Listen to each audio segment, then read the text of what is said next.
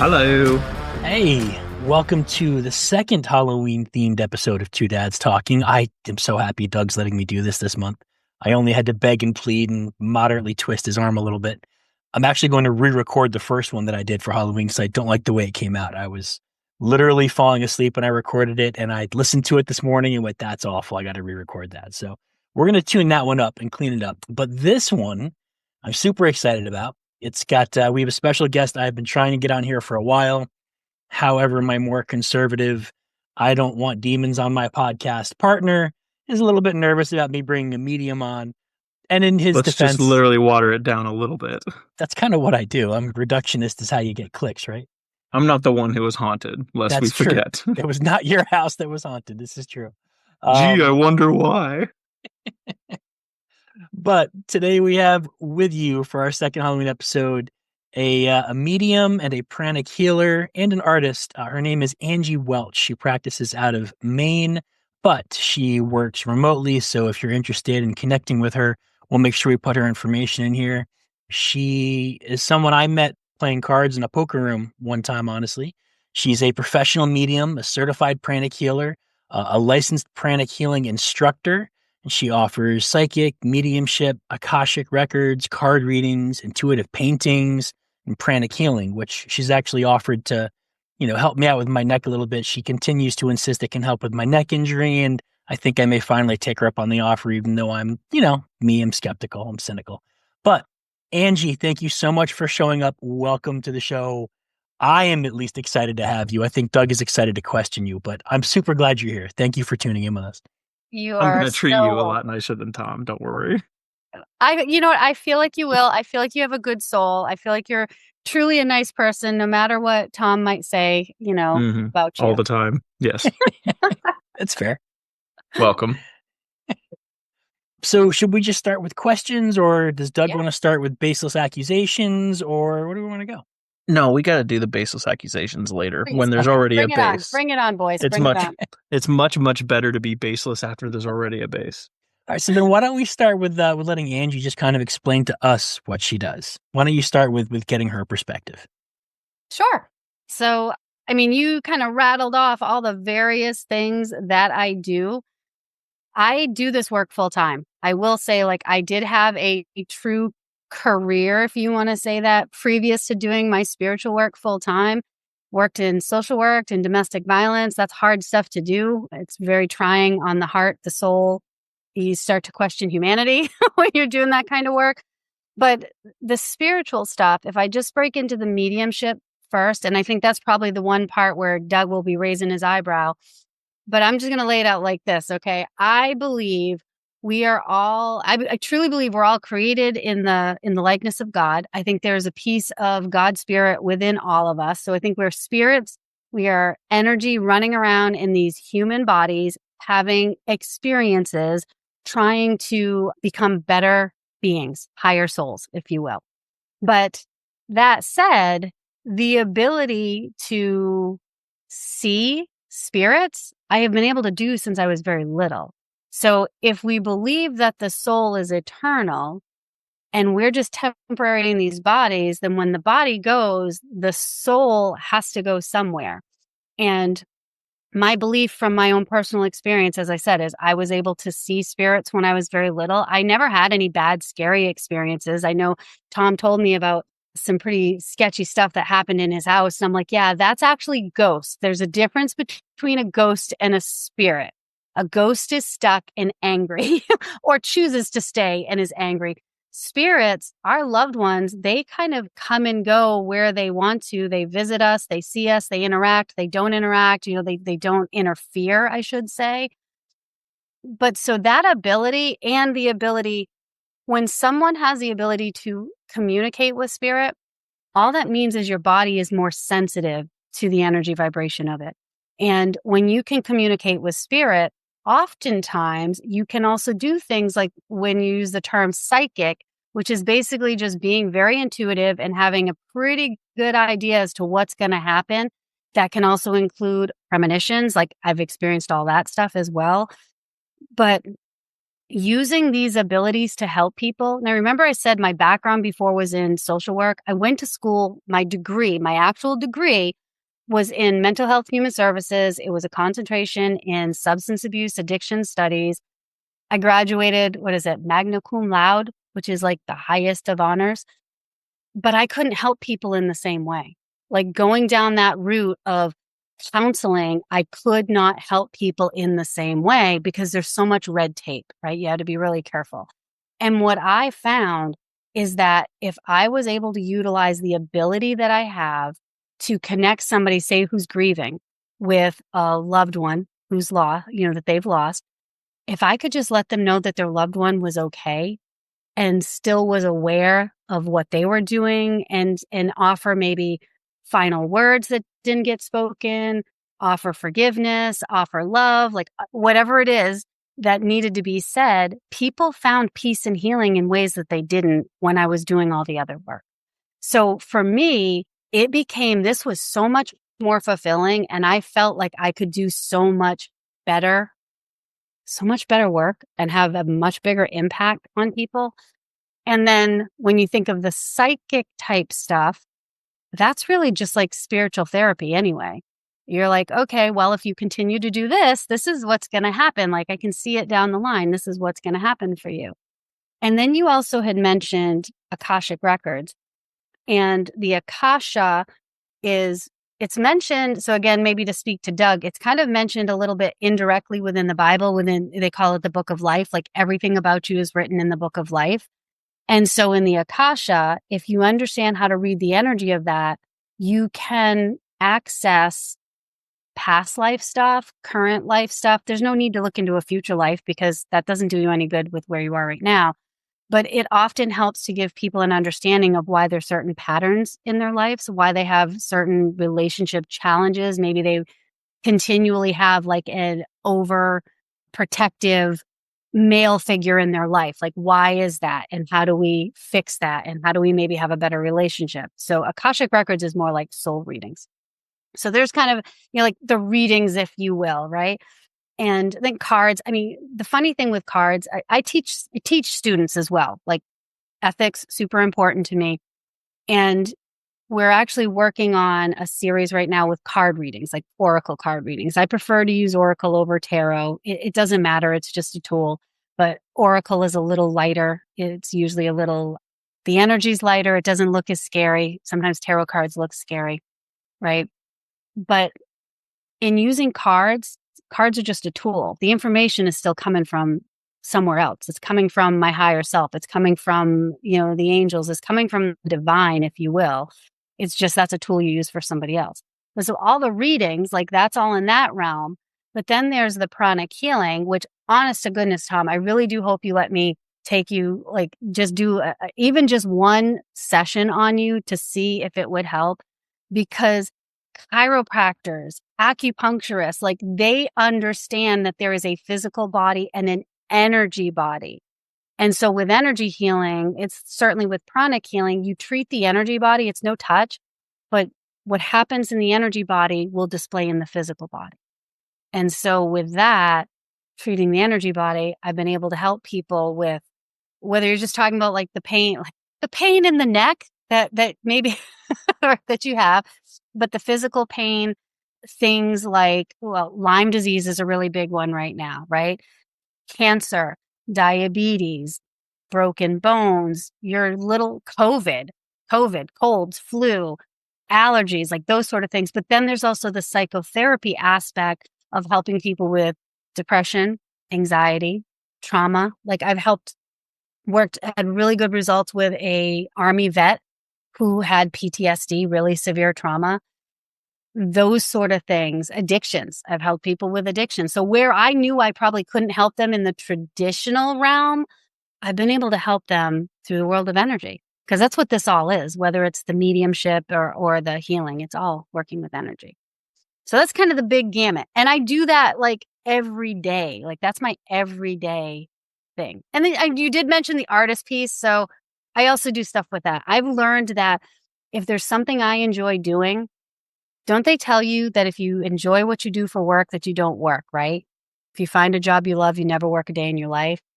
you will work in the aspect of you're putting time in and you're receiving financial compensation or whatever that is. But I don't look at anything that I do as work because I love everything I do. If I enjoy something like I enjoy art, I'll teach people how to paint. So that's the secret of life, right? Find what you want to do, find a way to make money with it. I'm still trying to figure that one out, but I'm glad that you found it. Glad that you figured it out. I already told Tom what it is. He just hasn't gone on board yet. He's got a plan for us that it's going to be happy and no more work. But what's the plan? I'll let you know if it's going to happen. Buy a house first, and we'll tell you. So I know you're not an active listener of the show, but there's a particular lender. But I have listened to a couple of them. I've listened to a couple of your podcasts. Okay. Which ones? Sorry, I know this. We're getting out of it. Well, I listened to the one where he talked about his house being haunted. That's true. That's a good one. Right? Yeah. I remember that one. I've got to think back though. But that one I do remember. Oh, it was a good one. Did you listen to any where I ranted and raved about the mortgage lender that we kind of inherited when we bought the new house? So yes. So that's the crux of Doug's entire mission for me here. I don't often use the word hate. Like I don't like it. I try to discourage my kids from using the word hate. It's a really strong word, and I think a lot of times it's got a stronger implication and resonance with us when we use it than what we realize. I think it has an effect on us when we use it. So I try to get my kids not to use that word. But I hate Freedom Mortgage. Like from the depths of my slightly twisted and corrupted, cynical soul, I despise this company and what they put my family through and what they did to us. And it really goes beyond anything I've even mentioned in the podcast. I mean, it's really a complete lack of concern for people and care about people. And Doug will tell you, like, no matter what else happens, I care about people. Like, no matter how cynical and witty or think I'm being witty or sarcastic I am, at the end of the day, I care about people and I like people who care about people. And this company doesn't care. Except for. Except for. Yes. But that's, except you're for. speaking to the fact that there was zero integrity and zero empathy. Yes. From a company who puts themselves up there as like the number one person to care and concern for veterans. And so Doug's idea is that we buy them out. We create our own little mortgage company, and he's done a lot of research and homework on this about starting a lending company or a brokerage, or he's gone through all the options. He's sent me plenty of data. We want to call it Snakeduck Mortgage. And you may not be familiar with Snakeduck yet because you got to hear a couple of certain episodes to get the Snakeduck. It's a podcast reference. Okay. Hail Hydra. I'm just going to tell you, I don't know that would be catchy enough to lure people in. But it would be memorable. Well, see, here's the thing. 6 months from now, you're going to be like, what was their stupid company name called? Oh, yeah, I remember now. Well, I'll see her in the Foxwoods poke room, and she'll be like, so how's Snakeduck coming? I'm like, because you remember it. Oh, absolutely, because I am going to remember. Because I have the necklace I have on right now, not that you can see it, but there's a little snake on it, and that's because the snake is a symbol of Kundalini energy and healing. Okay. Right? So I'll remember it. I'll remember it. It's just that not everybody is attracted to the energy of a snake. Well, it's not a snake; it's a snake duck. So it's actually it started with a comparison to a goose. We did a survey where they polled Americans and British men and women. Actually, it was men and women, and there was basically a list of animals. And American too. They had the American numbers and the British numbers side by side too. It was really funny. And they broke it down and said, if you were to fight this animal one-on-one, would you win? You know, that was the basic question. Okay. And it started off with rat, and then it was house cat. And I mean, the Brits, it turns out the Brits were pansies. They were like only 80% thought they could beat a rat. Like, how does 1 out of 5 people think they can't beat a rat? You step on it, like game over. But it was rat and house cat. And there was another one that I felt was probably should be a very winnable fight. And then you got down to goose. And it just dropped. Mean. They're mean. Oh, they're very mean. And but it was the biggest gap too. Like we were just like, what kind of geese do they have in Britain? But that was the big one. There was like a huge drop. Like only 68% of them thought they could beat a goose. But the previous one was like 80. And so it was a huge drop. And then Americans like didn't care about geese. We were like, yeah, sure, I can take a goose. And so we were talking about the goose. And I was like, well, if you think of a goose, it's kind of like a combination of a snake and a duck, right? I mean, it's got the beak. It's got that strong serpentine neck. And then the snake duck. It will attack you. Right. Without question. Yeah. And they're mean and they're big and they're strong. And I wouldn't want to fight one. But yeah, that's where snake duck came from. And it kind of evolved from that. And it's become a thing for the podcast now. So Snake Duck Mortgages is Doug's plan, where we'll never have to work another day because we'll eventually get big enough that we can either buy out Freedom Mortgage or we sell it off to someone who's bigger and use that money to buy Freedom Mortgage, and then we fix that company. So it's a great plan. I give Doug credit. My energy and bandwidth doesn't match his ambition right now. I wish that it did. It just doesn't at the moment. But I think he's probably going to drag me across this finish line and get this thing through because that's kind of what he does. The podcast was his idea originally too. Like this was not my plan. This was him reaching out and saying, hey, I've got this idea and I think you're the right guy for this. So Doug has this way of dragging me across the finish line when I don't have the time for something, which is one of his more endearing qualities. I love that about him. I have a very, very hairy brain. It has lots of ideas. They're all harebrained. Yes. All right, so having heard her intro, Doug, do you have any questions? Because I could talk to her and ask questions all day, but I also don't want to dominate the microphone tonight. That would never happen. No democracies here. Yeah. So the Akashic Records, I honestly, like, just looking over your page, maybe it's just because of having small children now and being busy in every other way, but I'd never heard of that. So I just, if there's more you can talk about, like what that's supposed to be and why and how it supposedly works, is I literally just never ran into it. And I told myself I would research it a little bit, and then here we are. I haven't done it. That's okay. Well, I can give you the initial research part of it, right? So the first time that I should say that like the public was really heard, I think the term the Akashic Record was Edgar Cayce. So I'm not sure if you're familiar with Edgar Cayce. He was the sleeping prophet. Say Tom says yes, he's heard of it. Okay. Nope.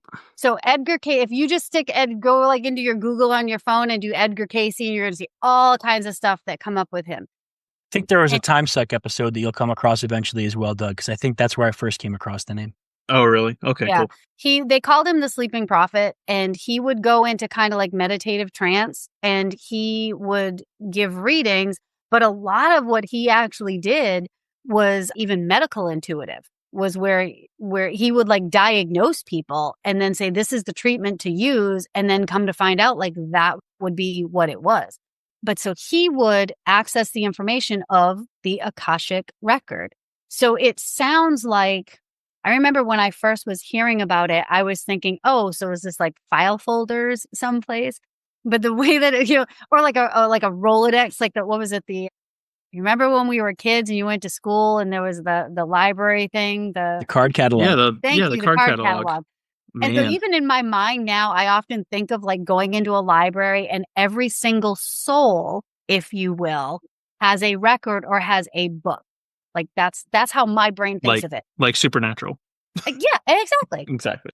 Yeah. But it's like a digital recording. So it's the way that I will explain it to somebody. It is the energetic recording of the journey of your soul since its inception. So in other words, from the moment in time that God created your soul, right, there is a history of all of the incarnations, all of the things you've done, all of the things you've been, all the good, all the bad, all the lessons, all the this, that, the other. Okay. And so with that, there's various ways to access that information. Edgar Cayce did it going through, as I said, he would go into like trance.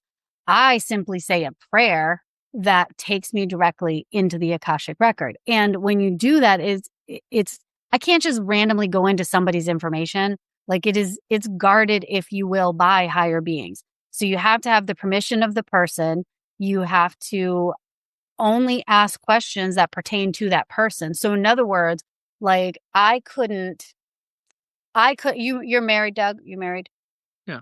Okay. Hey guys, what's up? I'm just going to walk over here to this book, yoink, grab the other one and run out. Exactly. Like I couldn't just say, hey, I wonder what's going on with Doug and his wife. Or what's that over there? And go in and say, I want to know what's going on with Doug. Like if I was doing, or if I'm doing a reading for you and you're trying to figure out what's happening with your wife or maybe you're trying to figure out what's happening with Tom, I cannot access the other person's information. So I could give you your information, how you are impacting the relationship and what you might be able to do differently to get a different result. So it's kind of like a spiritual HIPAA, basically. Exactly. That's a great way I was to going do to say, it. is this like Fort Knox, or is it more like in HIPAA, or is it more like there's some sort of binding here? I'm going to say it's more like you Fort know, Knox. I'm going to say it's okay. more like Fort Knox because when I access it, there are, I would say, the masters, the teachers, the loved ones, there, and then the lords of the records, if you will. And so the masters, teachers, and loved ones are who you're gathering information from. But it is not like when I do a mediumship reading, and if I'm talking to your grandfather, I'm connecting directly with your grandfather. I'm pulling his personality. I'm pulling maybe what he looked like. Like I can give you evidential information of who he was, not always like his name or things like I don't get a lot of names, but the personality, the health conditions, those sort of things, right? So it's an identifiable individual in spirit. In the Akasha, it is not an identifiable individual. It is like a group, like a collaboration of energy that you pull information from. But there are basically guardians of that information. So if I'm not supposed to go into somebody's record, I can't just get in there. They won't allow it. I'll just get blank. I won't get anything, right? Or if I'm accessing information, they're only going to allow the information that is relevant for what we're talking about. Like they won't give you more than what you can actually handle. So it's a very different type of reading because the energy is very different. Okay. And so like if I could give you I want to give you an example of like an experience that I personally had in the Akashic Records. Okay. And I've got numerous examples because I've done a lot of my own records readings. And actually, when you first start learning, that's what you're trained to do is read your own records first. And then you start practicing to read other people's. And so I can remember very early in my training that I wanted to know, like we were told to like go in and ask a question about like, why do you experience something in your life? And so I went in like, okay, typical woman. All right. I went in with that question of like, why do I always have to struggle with my weight? What's the issue with my body image? Why do I get, why is it so hard to lose weight? Like asking those questions. I fully expected, my ego fully expected that I was going to be taken to some lifetime where I was some little starving Marvin kid, in Ethiopia. That starving Marvin from the you guys got that? Got it. Yeah. Yep. Oh, yeah. Yeah. Okay. You're in the right place for Got references it. like that. Okay, perfect. I figured I could say that here. Like that would be okay. But that's what I fully expected. Like my ego said, oh, it's because you've had a lifetime where you starved. And so now you just always want to make sure you have enough. And that was not what I got. And I was so blown away because I said, take me to the lifetime where this began. And I was taken into a lifetime. And I remember looking at myself, but I was looking at myself in a body of water. And because I don't know, maybe there weren't mirrors back then. Looking at myself in a body of water. And I can remember thinking in that moment, how is this the lifetime where this started? Because I look phenomenal. Like, how is this where I started with bad body image? And then it took me in and showed me the way that I was treating other people and the way that I was using my body and my looks to get what I wanted and to make other people feel bad. And then took me to this other, like this last step of like after that incarnation of having the soul awareness of I will never utilize that. Like I will never utilize my body and my looks to get what I want. And so I had this realization of like, oh, this is way bigger than, because I was starving. And so now I have to have extra weight on me or, or anything like that. This was more about you treated people wrongly because of this thing that you had.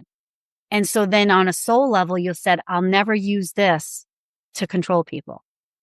And once I had that understanding, all of a sudden something shifted and I actually had like a different love for myself. And I started to look through a different lens of compassion, not only at myself, but at other people. And so I had this like big aha moment that was not what I thought it was going to be.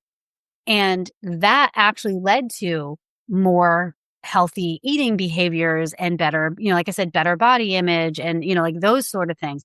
So it wasn't even what I expected was going to happen, but it was a life-changing like aha moment for me. So like there's just an example of like pulling something. I know I did a reading once for myself to try to understand why I had such a strong connection to Camp Etna. So Camp Etna is a spiritualist camp. It's a spiritualist organization in Maine. It's the oldest spiritualist organization in the United States. And the first time I went there, I thought, oh my gosh, I've been here before. Like I had to have had a previous lifetime. I've been here before. And quite honestly, if you believe in previous lives, you don't. I do. So that's how I'm going to operate. And I actually believe I've had 2 of them there. But when I was in training, again, I said, so what is my connection to Camp Etna? When did I first come here? And I was given a name and I was given a street. And so the name that I was given was Clara Wellington. And then I was given Dover Street. And Dover Street is actually a street that is on the grounds at Camp Etna. But I'd never heard that name, Clara Wellington. And I thought, wow, that's a weird name. That isn't like Susie Smith or Mary Vanderbilt, because Mary Vanderbilt was at Camp Etna. There's a memorial area for her. So it was a name I'd never heard. It wasn't certainly a common name or anything like that. And I had learned that it was in, I want to say like 2015, I think, 2015. Wrote this all down in a notebook. And in 2020, one of the ladies at camp was organizing all of the newspaper articles about Camp Etna that she could find online. And there's articles back like into the 1800s and the 1900s. And so I'm flipping through this book in this 3-ring binder of all these just little clipped newspaper articles.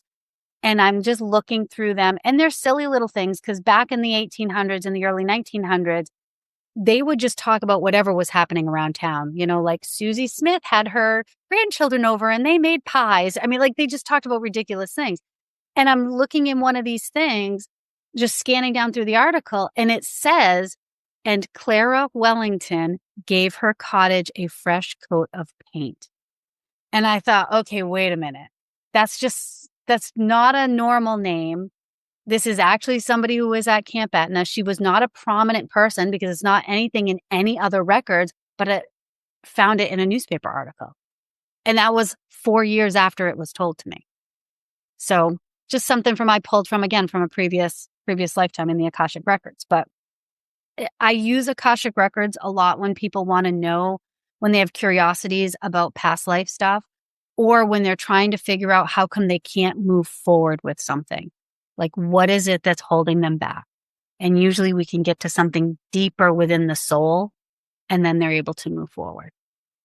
So I hope that helps a little bit. But again, that, like I said, in the Bible, they refer to it as the book of life.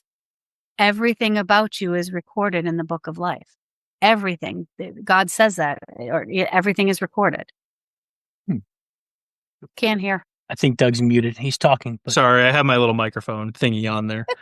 What was the body of water thing? Like, was this like just kind of like the way to view it? Like, what's it called in Harry Potter? I'm not trying to trivialize it, but Dumbledore has the... Right. No, Harry Potter, Dumbledore has the thing that he pulls out where you put the, tears in and you like put your face in the water. Yeah. I can't remember what it's called. Is it really like that, or was it like literally water? It was literally like, if I could take it back to, okay, so if you were to go like to maybe Mexico and stuff like that, right? They have the cenotes, which are these beautiful like ponds, if you will, bodies of water. Yeah. And so when there's nothing rippling, it can look like glass, right? Right. And that's what it was. It was like I was looking down and that's what I was seeing. So it wasn't like a Harry Potter looking glass thing or anything. It really was like I was taken into a lifetime and I found myself like near this little pond type body of water. And I looked down in because I couldn't see myself any other way. Tom, this is a bathtub time water. Oh, it is. Okay, like me, boys. I love it. This feels like it was meant to be. I know, right? If you scroll back a few episodes, it was episode like 72-ish or something. Doug literally one night in the shower had this brilliant morning about... Excuse you. Night's weirder, but anyway. Okay, well, one morning in the shower Doug has this eureka, this epiphany as to how time and space are constructed, and kind of had this notion of, time being encapsulated much in the way a bathtub encapsulates water. And he sends me like a 15,000 word novella about it, text by text on the phone, like one after another, as fast as he can possibly input the text.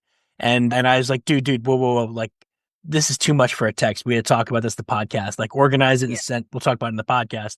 So sure enough, we talked about the next week on the podcast. And I was like, all right, so where are your notes? He's like, they're on your phone. I texted them to you. Right. Like, oh. I did it already. Yeah. I had to make sure not forget. But that was it. It was just an analogy. Okay. But the idea was that time and space are not actually interconnected. Correct. And my understanding from, I want to say it this way. I have learned so many things by communicating with spirit, meaning communicating with people who are no longer in physical bodies. Like, I have learned so much because of that. But my understanding is time is not the way that we view it. We see it in a very linear pattern, right?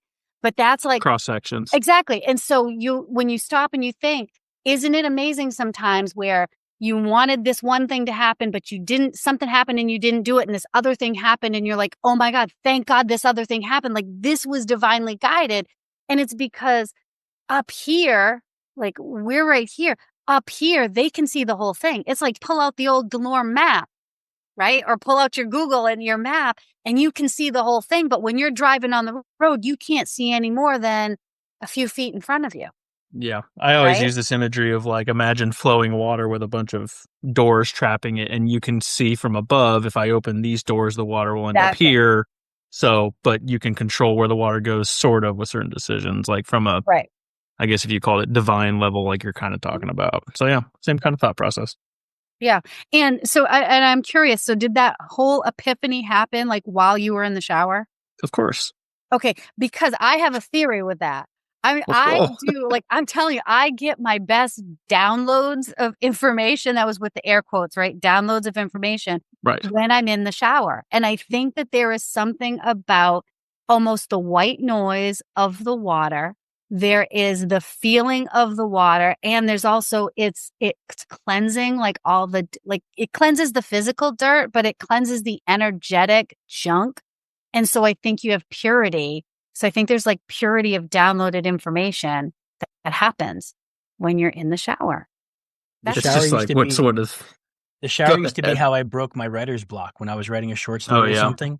If I, or even one of the novels I was working, if I hit a point and I just couldn't get through it in a way that I liked, I found that the way, when I eventually broke through and figured it out, I was literally in the shower with hot water running and just like standing still with the water just blasting me in the face or on my back. And I was just kind of going blank slate, just enjoying the hot water and trying to not think. And that's when almost every single case I've ever had of writer's block has ever gotten broken was just in the water. Believe it. I believe it. Like I said, that's where I get downloads of information, is in the shower. And obviously, Doug, you did too, whether you want to admit it or not. Oh, no, I have admitted this to Tom all the time. I try to make it weird, actually. So it's true. It's true. He does. Hey man, texting you from the shower. I'm like, well, hold on. No, I'm not stupid. I don't need my phone to get hurt. It was after. I had a towel on too. I wasn't that weird. I think that's what you say now that we have company on the line. Yeah, of course. So the Akashic stuff is interesting, and I actually did not know what that meant at all. I had no clue. So that's all interesting. And now I feel like I want you to do that too. So I'm going to wind up becoming a client. This is all going to become a sales pitch where skeptical Tom dabbles his toes in these waters and winds up being a paid client. So good job on that. Good sales. I get it. Seriously. And they're fun. It's interesting because I always think that is the one time where there is zero pressure on me, because I literally just let the information come through, right? And if I'm doing mediumship, I put a lot of pressure on myself to make sure that I'm getting evidential information. But there's a book, the lady who wrote it, her name is Mira Tayson, but it's P-T-A-C-I-N, Mira Tayson. And it's called The In-Betweens. And it was her story and it's a true story of her going to Camp Etna and learning about spiritualism. I think I And saw it on your she website, right? There's a picture of you holding that book. Yeah. Yep. And so she interviewed all kinds of different people at Camp Etna, and I was one of the ones. And so with each of the people that she interviewed, she just focused kind of like on one thing that they did. And so she focused on the Akashic Records piece because when she came to me as part of the interview, I did a reading for her. And I've gotten so many clients from like all over the US. And even I got somebody, I think they were like in Switzerland, because they had stumbled across that book.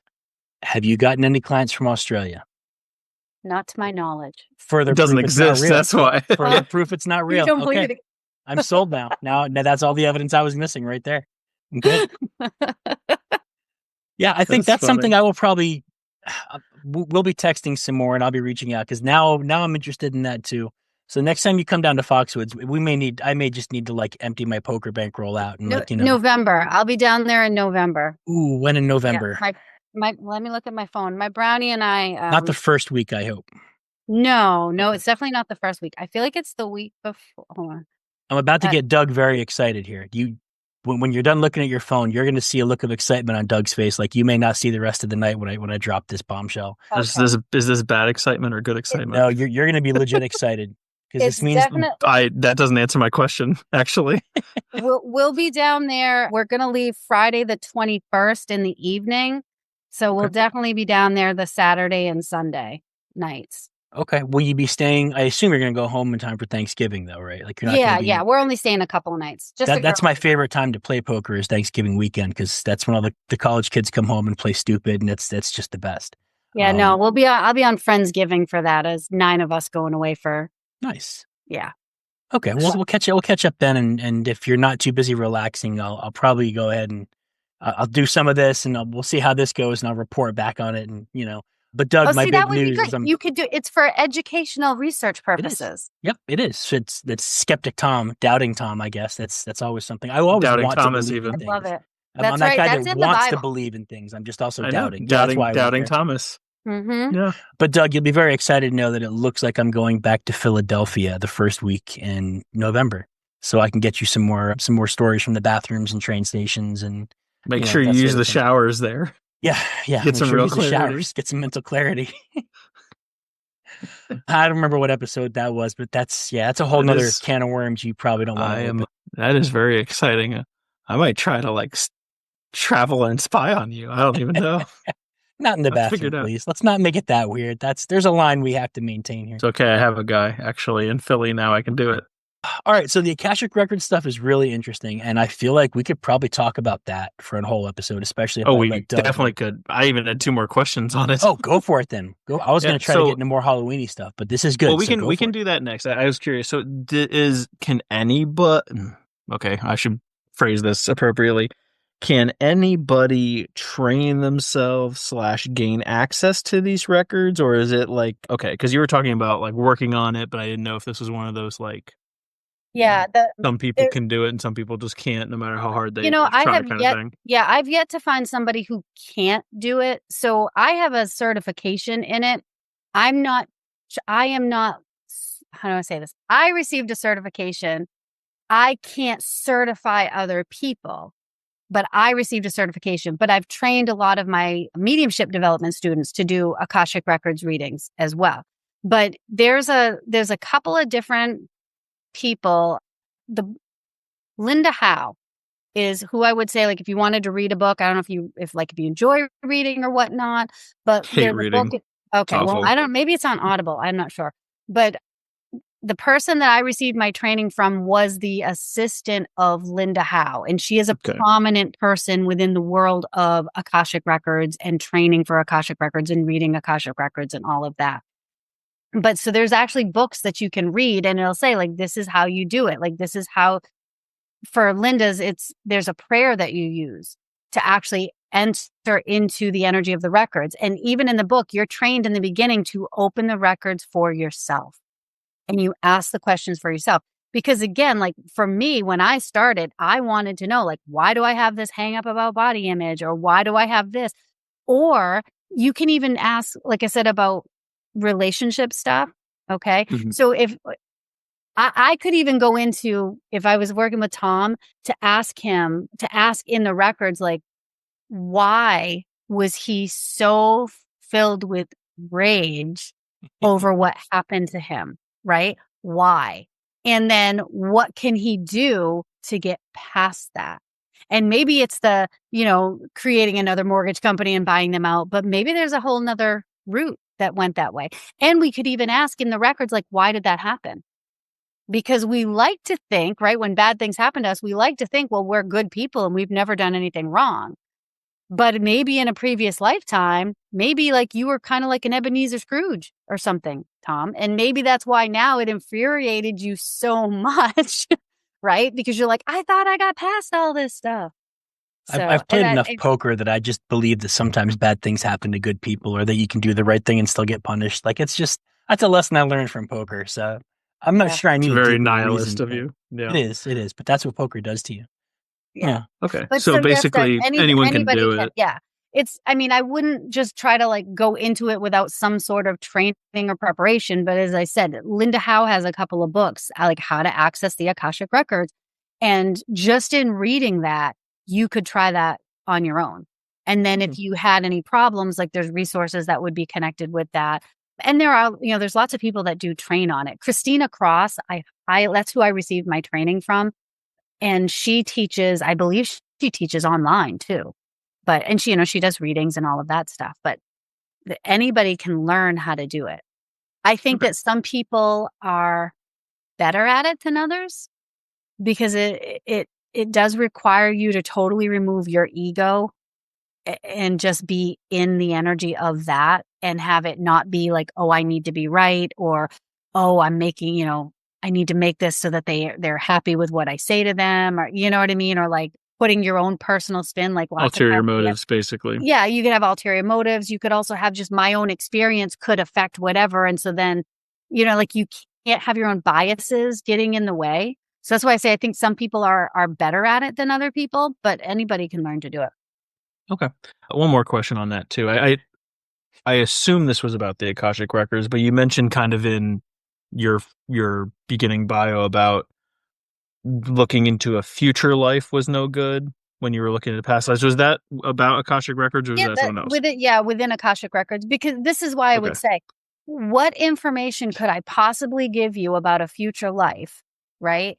Like a Super Bowl winner, I can put like $20 on them or something. Honestly, that would be a good start. I'm talking about a future life, like a future incarnation. Right. Like anything I could tell you there, it may change the way that you act in this lifetime, but for most people, it won't. Okay. Like, I was just curious why you said it was useless, basically. I didn't know if it was because, Tom and I have talked about this, like stuff like growing block theory, like it's just not here yet, so you can't access it, or it's preset, and I was just curious why that kind of got tossed out there. Why only the past was helpful, I guess. Because the past you can take from the past and you can apply it to right now. If you're talking about a future life, then the only thing that I personally could see that would be beneficial would be to say, okay, well, if I do lots and lots and lots of really good things in this lifetime, then I'm building my karmic bank for a better life next time. But I, as Angie, am not going to experience that lifetime.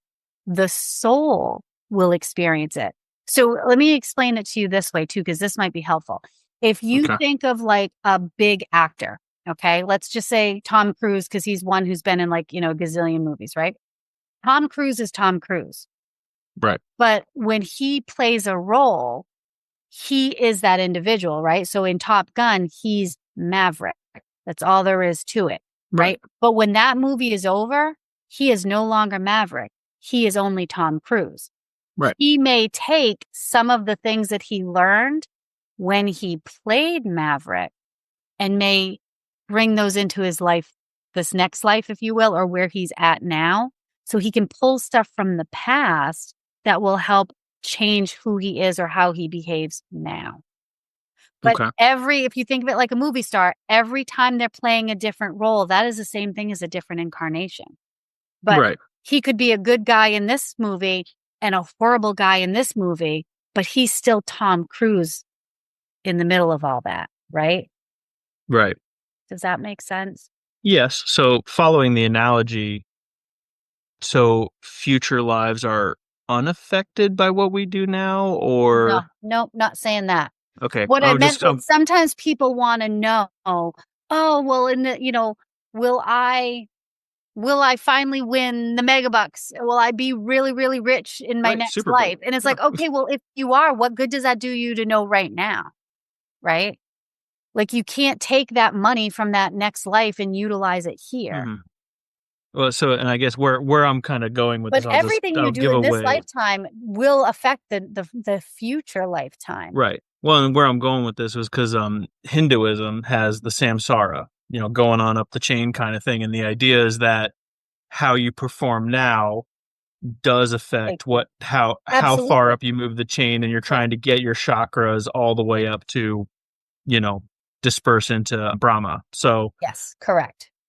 So that's why I'm sitting there thinking, couldn't you theoretically? Well, and that's why I asked why future lives don't help, Well, it's not because a matter of in them not Hinduism they helping. wouldn't exist yet, Right, which is and why you can't use it. But that's why I was asking, do they Yeah. exist or not They- right now? So they do, because everything's written about you in the Book of Life. Okay. Mhm. So, but we just kind of know from like Linda, Christina types who have kind of done a lot of the heavy lifting. We just know that you can't use any info from your future life to help with your current soul. Well, again, so I would building. ask you, what could you possibly pull from that future life? Right? Well, like Because it would be about an experience. And so so I could say, yes, in your next lifetime, Doug, you actually become a very spiritual guru, and you help people to do, you help people to actually evolve and to become enlightened. And like, I can tell you that because at some point in some lifetime for you, that might be the case. But if I tell you that, is that going to change anything about what you're doing now? Is that going to help you to understand anything about yourself now, other than maybe you have the possibility? I mean, I would think yes. I would be going to Chat GPT being like, how do I become a spiritual guru? What can I do to lay the groundwork now? Like, I'd be actually trying to figure it out. What do I call my spiritual guru business? So there's a question that you could get to in the Akashic Records that I don't have to enter a future lifetime to grab. I don't have to enter a future lifetime to do those. Am I powerless to do anything about my future lives right now? Is that the other thing? Because I'm not there yet. Like, is that another reason why? Like, no matter what I do here, I can't influence it. I think the complete opposite. So I think I understand what you're asking, and I think maybe the way that I said it. I'm trying to like figure out where the cart and the horse are. Like, and I don't know. That's why I'm asking it. You're basically saying tapping into a future life, which does exist and is there, is like putting the cart before the horse effectively. And I guess I'm just curious why that is, because it would be kind of nice to know what kind of cart I'm going to have in the future. Maybe I could lay some groundwork here if I actually impact it. Well, if I don't, though, then like, cool, I get it. You know what I mean? If you don't lay groundwork now, it will take you longer to get to that good lifetime. Right. So again, I understand where you're coming from, when I said that, like that there's not much sense for me to access the future lifetimes, if you will, is because most of the time when people are coming for an Akashic Records reading, they want to know about what's happening in their life right now. Current struggles, Why are they still dealing with this issue? Why is it that they can't make this thing happen in their life? What's holding them back? What is it that they're not seeing? What's impacting them from the past that they still haven't healed, that maybe help them break free to move forward? So when you said like the cart before the horse, most individuals, Doug, they don't look that far in advance, right? Like I look at, because of my spiritual training, which honestly comes mostly like from my pranic healing, from my arhatic yoga and all of that, I understand the deeds that I do in this lifetime create my next lifetime. But most people coming to me for an Akashic Records reading, that's not what they're asking about. They want to know, how come I can't find a spouse that won't cheat on me? Why is this always happening? How come I always have abusive people? How come I can't hold down a job for more than 2 years? Why do I get bored with this? How come, you know what I mean? Like they're asking, they're trying to figure out what's something that's wrong in their life right now. They're not even looking that far in advance. Looking further out like that is actually a more mature mindset. Yeah, so I'm mature. Yeah, did you hear that, I Tom? just want the record First to time show that's ever been said. that a neutral third party said I'm mature. And Are I you want to sure make she Tom, didn't mean old? I mean, I can get on board with that. I'll take old. That's fine. I'll take mature too. But No, I just want to make sure. you're I asking want to make sure deeper Tom heard it. questions. Yeah, you're asking deeper questions that most people who come for a reading, that's not what they're looking for. Okay. So that's what I'm saying. I Like, if heard it, and somebody- that was my first thought. Was like, Yeah. well, of course I'd want to know what's going on in the future because I can prepare. I'm like a prepper. Like I can do this. And so that's why you need to do lots of things. Like, you need to be kind, you need to be compassionate, you need to forgive people as quickly as you can forgive them. After I one up Tom about being called mature, but other than that. You need you need to do lots of service to pay things forward. You need to tithe in various areas of your life to help people who don't have. Like, those are the things that you invest in your current life, which will impact your future life for good. If you do the opposite of all those, if you're not doing all those things, then you're going to have more of a struggle in the next life. Less spiritual guru. Yeah. Got it. Okay. Thank Or you. it'll take I was many just more curious lifetimes. why. Yeah, I just kind of heard that and I thought, oh, I have to know if they exist yet or not. It was really that's a kind of great like question. my big thing. So That's a great question. anyway, Tom, I've been dominating now. Tom can ask questions and stuff. No. I'm happy to sit and just kind of spectate. This is fun. I'm digging this. I had two more then. If you've got them, go for it. By all means. You said cards are just a tool between the oracle cards and the tarot cards. So are the cards any version of any vessel then? Or is there a vessel at all? Or are you the vessel? Or just how does that, you're talking about like imagery and some being harsher versus not. I heard that and I didn't know what is the conduit if there's a conduit then. I was just kind of curious about that. Yep. Okay. So that question of like, are you the vessel or are the cards the vessel? I'm going to say both of those are true. Okay. And the reason why I'm going to say that is because if somebody has zero experience with doing readings, zero experience with connecting in with spirit and pulling intuitive information and tapping into the energy of the person that they're reading and like all of that, you could literally ask a question, pull a couple of cards, whether they're tarot cards or oracle cards, read what the cards say, and they will give you the answer. Okay. So in other words, if I just let me give you an example of that. So if we were using a tarot deck, okay, because lots of people are familiar with tarot, and like I said, I can use them, and I do use them sometimes. I don't use them a lot because for newer people who are not real exposed to things like tarot cards, they can be the imagery is a lot sharper on tarot Exactly. cards than it is. Yes, much more, whatever you want to call it. It can be dichotomous. Seen, yes, they can be seen as scary or dark or bad, right? And the reality is there's nothing in the tarot deck that is bad. None of it. You just have to understand how to interpret it. Okay. So in other words, if somebody was asking a question and, the big ones, they're always asking about relationships, jobs. It's always relationships, jobs, finances, and health. Those are all the big things, right? So let's say we're talking about relationships and they want to know if the relationship that they're in right now, like if this guy, I'm going to throw it this way, maybe is this guy ever going to ask me to marry him? Okay, there's a guy that's a really big Celtics fan that I'm thinking about right now. Anyway, continue. Okay, so it'd be, I'm just throwing a random question, right? Is this guy ever going to ask me to marry? Is he ever going to ask me to marry him, or is he going to keep going back and forth? Whatever. And so intuitively, I can tap right in, read the energy, clairvoyantly see what's going on. And I can usually give them an idea of like, I don't think this one is going to work out because every single time you start to get close, he starts to pull back. He doesn't want the commitment. Like I can give you the whole thing. Right. And this does sound like him actually. Right. Anyway, continue. Yeah. So I can give that whole thing without cards. If I didn't know how to do that, and then I started to pull cards, I may pull a card that is, let's just say I pull the Hermit, which is somebody who's going to be pulling back and going within and all of this. But then I pull the Tower card. And the Tower is, if you've ever seen the Tower, The tower is like kind of broken. There's fire coming out of it. Somebody's falling down from the top of the tower. Like, it's a pretty scary looking card, right? It's not an ivory tower, is it? No, it's. I am just giving Tom so many references right now. I'm sorry. Thank you for putting up with me. Continue. I'll try to stop. It's all good. It's all good.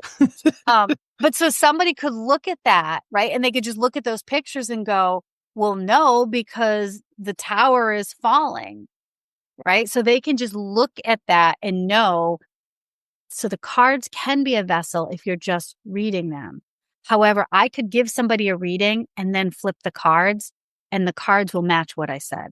So I always say the cards are simply a tool. They can be a tool for the person who is reading, or they can be a tool for the person who's receiving the reading, because sometimes the person receiving the reading, they need to see it laid out in front of them.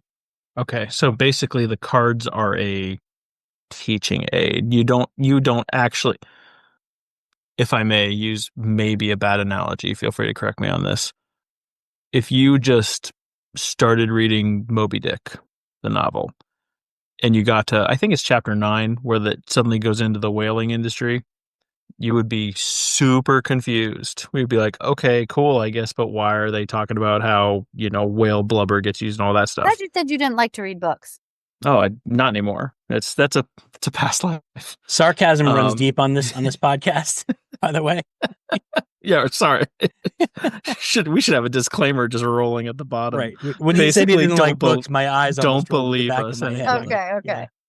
Well, I took a course where the instructor told us finally, it was just like, this was one of the things that authors did to signal to each other that they did their research. It was sort of like pre-bibliography kind of deal. So this chapter was put into the book to show to certain folks, at least who would vet him, that he did his research on the whaling industry. So that's part of what, caters to his book and to his story and makes it maybe more believable or whatever. So that's why I was asking, is this kind of like someone looking at tarot cards without, say, is just like me reading the book without any context whatsoever, which is why sometimes I see things and it's confusing or doesn't make sense? Or is it just that it's like, I'm telling you something and here's just something to visualize it, like, so you don't actually need the cards at all? I don't. Okay. The cards are literally just sort of like a crutch for the people who are getting it from you then. And again, that is how I utilize them, because I get the information, it just downloads. Okay. But what I use it for, I will say too, when I'm teaching students how to do this, who they don't have the confidence in the information that they're pulling, like they don't have the confidence in the information that's coming to them, maybe psychically or intuitively or whatnot. If they look at the cards, they then get it helps them to build a stronger connection, and then they trust more what they're getting for information. Right. So you're teaching Moby Dick, but the class needs to see the book because it complements what you're telling them, even though you're telling them the same thing, whether there's a book or not. Yeah. And we'll say yes. A second edition and a first edition are kind of like Oracle versus Tarot. It's just a different kind of tool.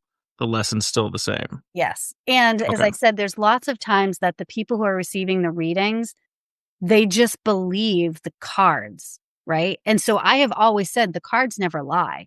Like, they never lie, because it's a tool that connects us to higher. It connects us to higher self, to like the piece of our soul that is still there. That's going to say, well, Doug, that the answer is really this, whether you want to hear it or not. And boom, there's the card and it's got the answer. Right? Gotcha. And I can walk in with a copy of Moby Dick and maybe say something wrong, but the text is still the text. So if someone was clairvoyant enough, they could look at the cards and still see, this is what it actually says, dummy. Yeah. So I don't need cards to do a reading for someone, but a lot of times people like them and they're helpful, and it helps them to remember. You know what I mean? Because it's a visual thing. Okay. Yeah. So I use it as a tool, but it is not something like, I'm not one of those people that I have to pull cards to give somebody a reading. And there's plenty of people that's what they do. They just read the cards, and I'm not dissing them or whatever. That's how they operate. That's how I've always interpreted it as, is just the message comes through the cards, and now you just need someone who understands what they're looking at. Mhm. But so you're saying it's the opposite, where it's actually coming through you, and the cards are That is reflecting that, yes, basically. that is my personal belief. And that's also why I say that when you understand, and it's like so when I teach students, I typically don't teach them tarot, because tarot it's a more complex tool than, say, oracle cards. Tarot cards are actually like comprised of 2 different decks. There's major arcana, minor arcana, and then it's broken down. There's more nuance basically in the Exactly. cards. Okay. Yeah. But where I was going with that is that when people are looking at it, if you're looking at the tower, right? The tower looks like this scary thing, but the premise of the tower is you thought that something was built solid. You thought it had structure. You thought it was going to last. And then what you see is it's crumbling down, right?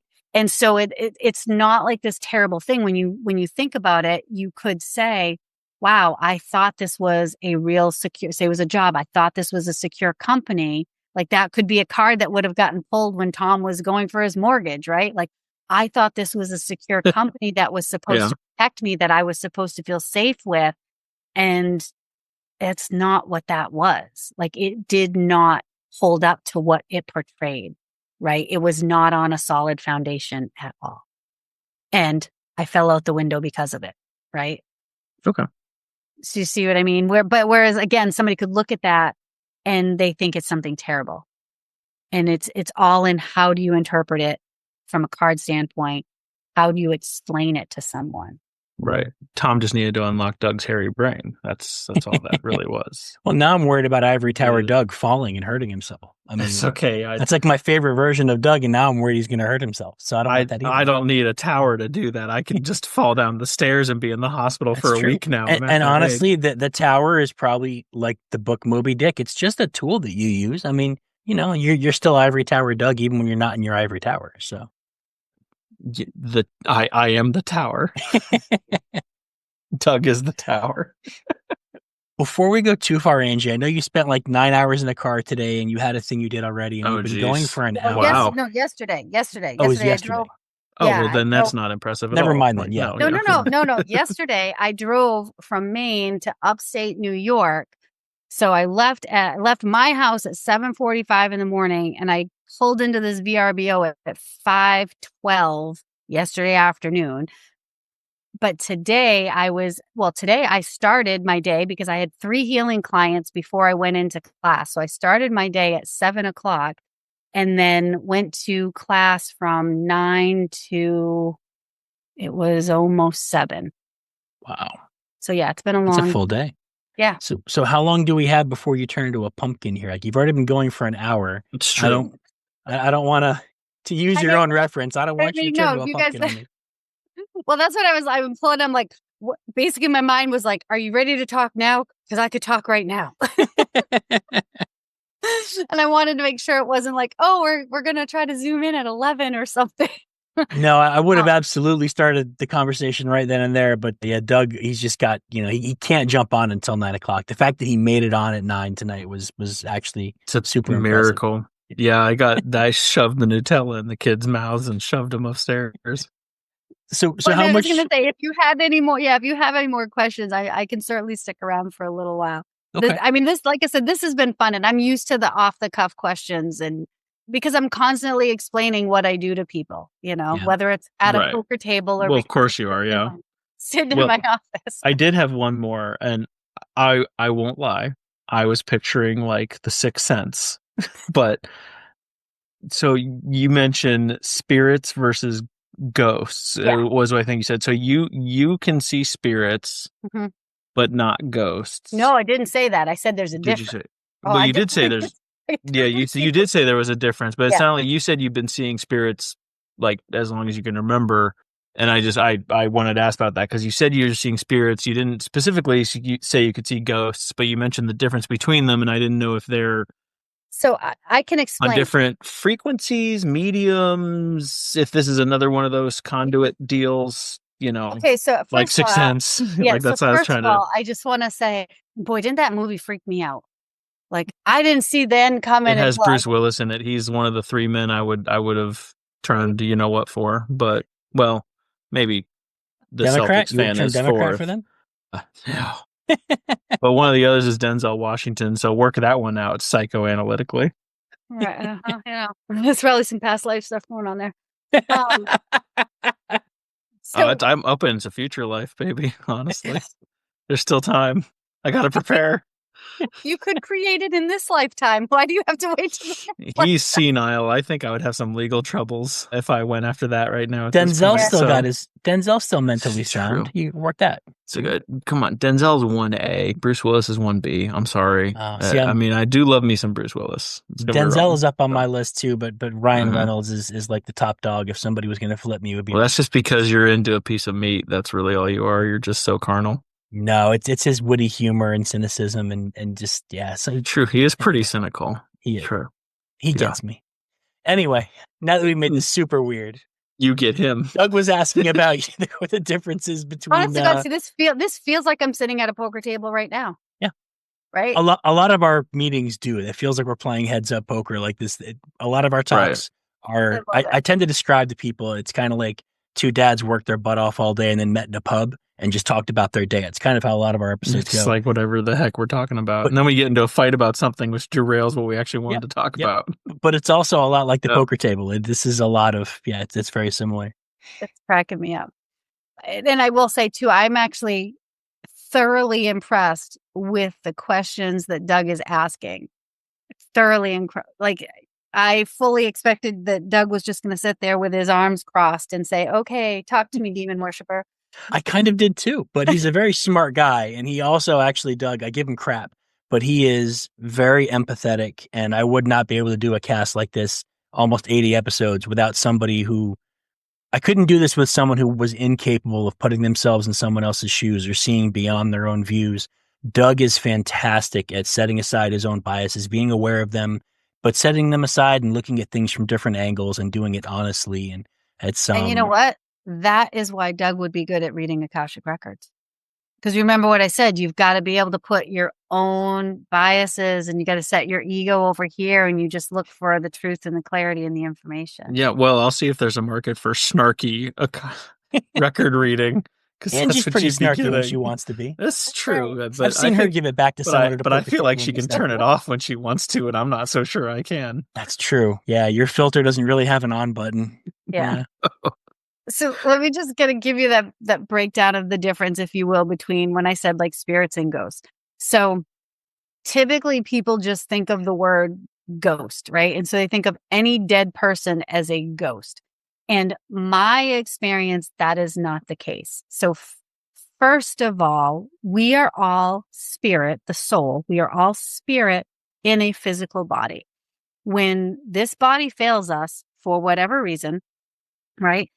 The soul itself will most always want to go back home, meaning it will almost always want to merge back with the light of the divine. Okay. And for 99.999% of individuals, that is the natural process. And it's lots of times a very smooth process. It's kind of like, even if people think, oh, like they didn't believe in God or they didn't believe in the afterlife or they didn't believe in whatever. But that was just the character that Tom Cruise was playing in that movie. And then when that movie ended, the soul, right, knows, oh, this is where I go back home. When somebody passes and the soul merges back with the light, okay, then a medium has the ability. And again, a medium is just somebody whose body is sensitive to that energy vibration, has the ability to connect with spirit. And I firmly believe spirit is around us all the time. That's why little kids tend to see ghosts, quote unquote, right? But there are lots of times they're not scared of them. Lots of times they'll see their grandparents. They'll talk about imaginary friends or whatnot. It's a different vibration of energy. Okay. So when somebody leaves the body and they merge back with the light, they have a higher frequency of energy. If you want to use the term ghost, that is somebody who has left the physical body but they chose not to merge back with the light. And so the vibrational energy is denser. Agitated. Yeah. And because what happens is as they stay close to the physical realm, whether that's because, and there's lots of reasons why. It could be they stay close to the physical realm for a while because they had the unfinished business, right? Lots of times spirit will stick around for a little bit and then go. But it could be because they had unfinished business. It could be because they didn't know that they were deceased. It could be because they were so angry when they died, or their death was so traumatic, right? There can be a reason why they stick to the physical realm. I've even seen experiences where the people had such an adversity to going back to the light, and they believed that like everything in the physical world was what was important. And so they choose to stay with the physical world. But when there's no physical body when there's no vessel to contain that spirit and it sticks around on the earth plane, it gets denser and denser and denser. And that's where, when I think of a ghost, it is usually an energy that is very angry or very sad because it's experiencing lower vibration emotion. Gotcha. So this is less like a fish out of water and more like someone who's at the customer service desk whipping up a storm instead of just leaving the store and going back to where they're supposed to go, that's basically. a great analogy. And sometimes it's a matter of they choose to stay here.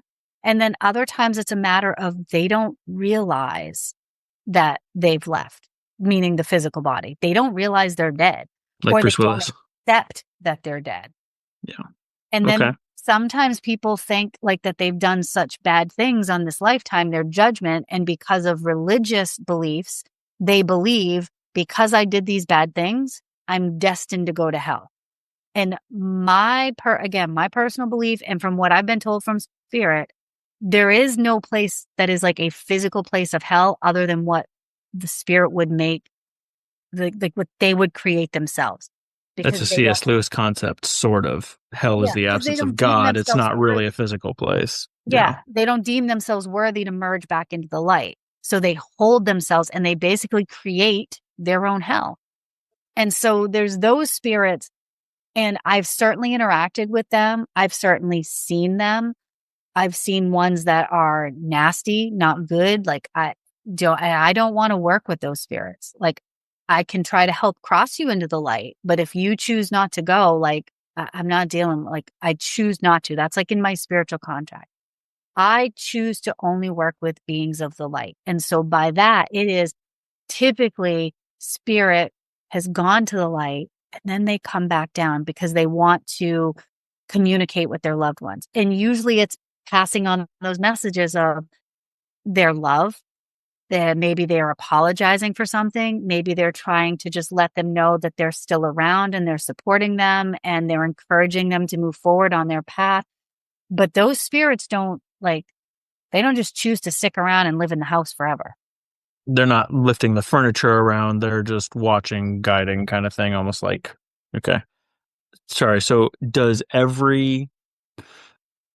want to make sure I phrase this right. So I have past lives and presumably future lives. Yep. Have I gone into the light after each life and then come back? It's the only way that you'd be coming back and incarnating. Okay, so it's not like the Hinduism thing where I'm stuck in the rinse cycle. What is there a motive behind this? Is the light actually saying, "Hey, you still have a job to do, schmuck, get back in there, go get them, tiger, give up to bat," kind of thing, or is it my choice? I personally will say it's your choice. And again, this is my understanding. I'm not saying something in Hinduism is wrong.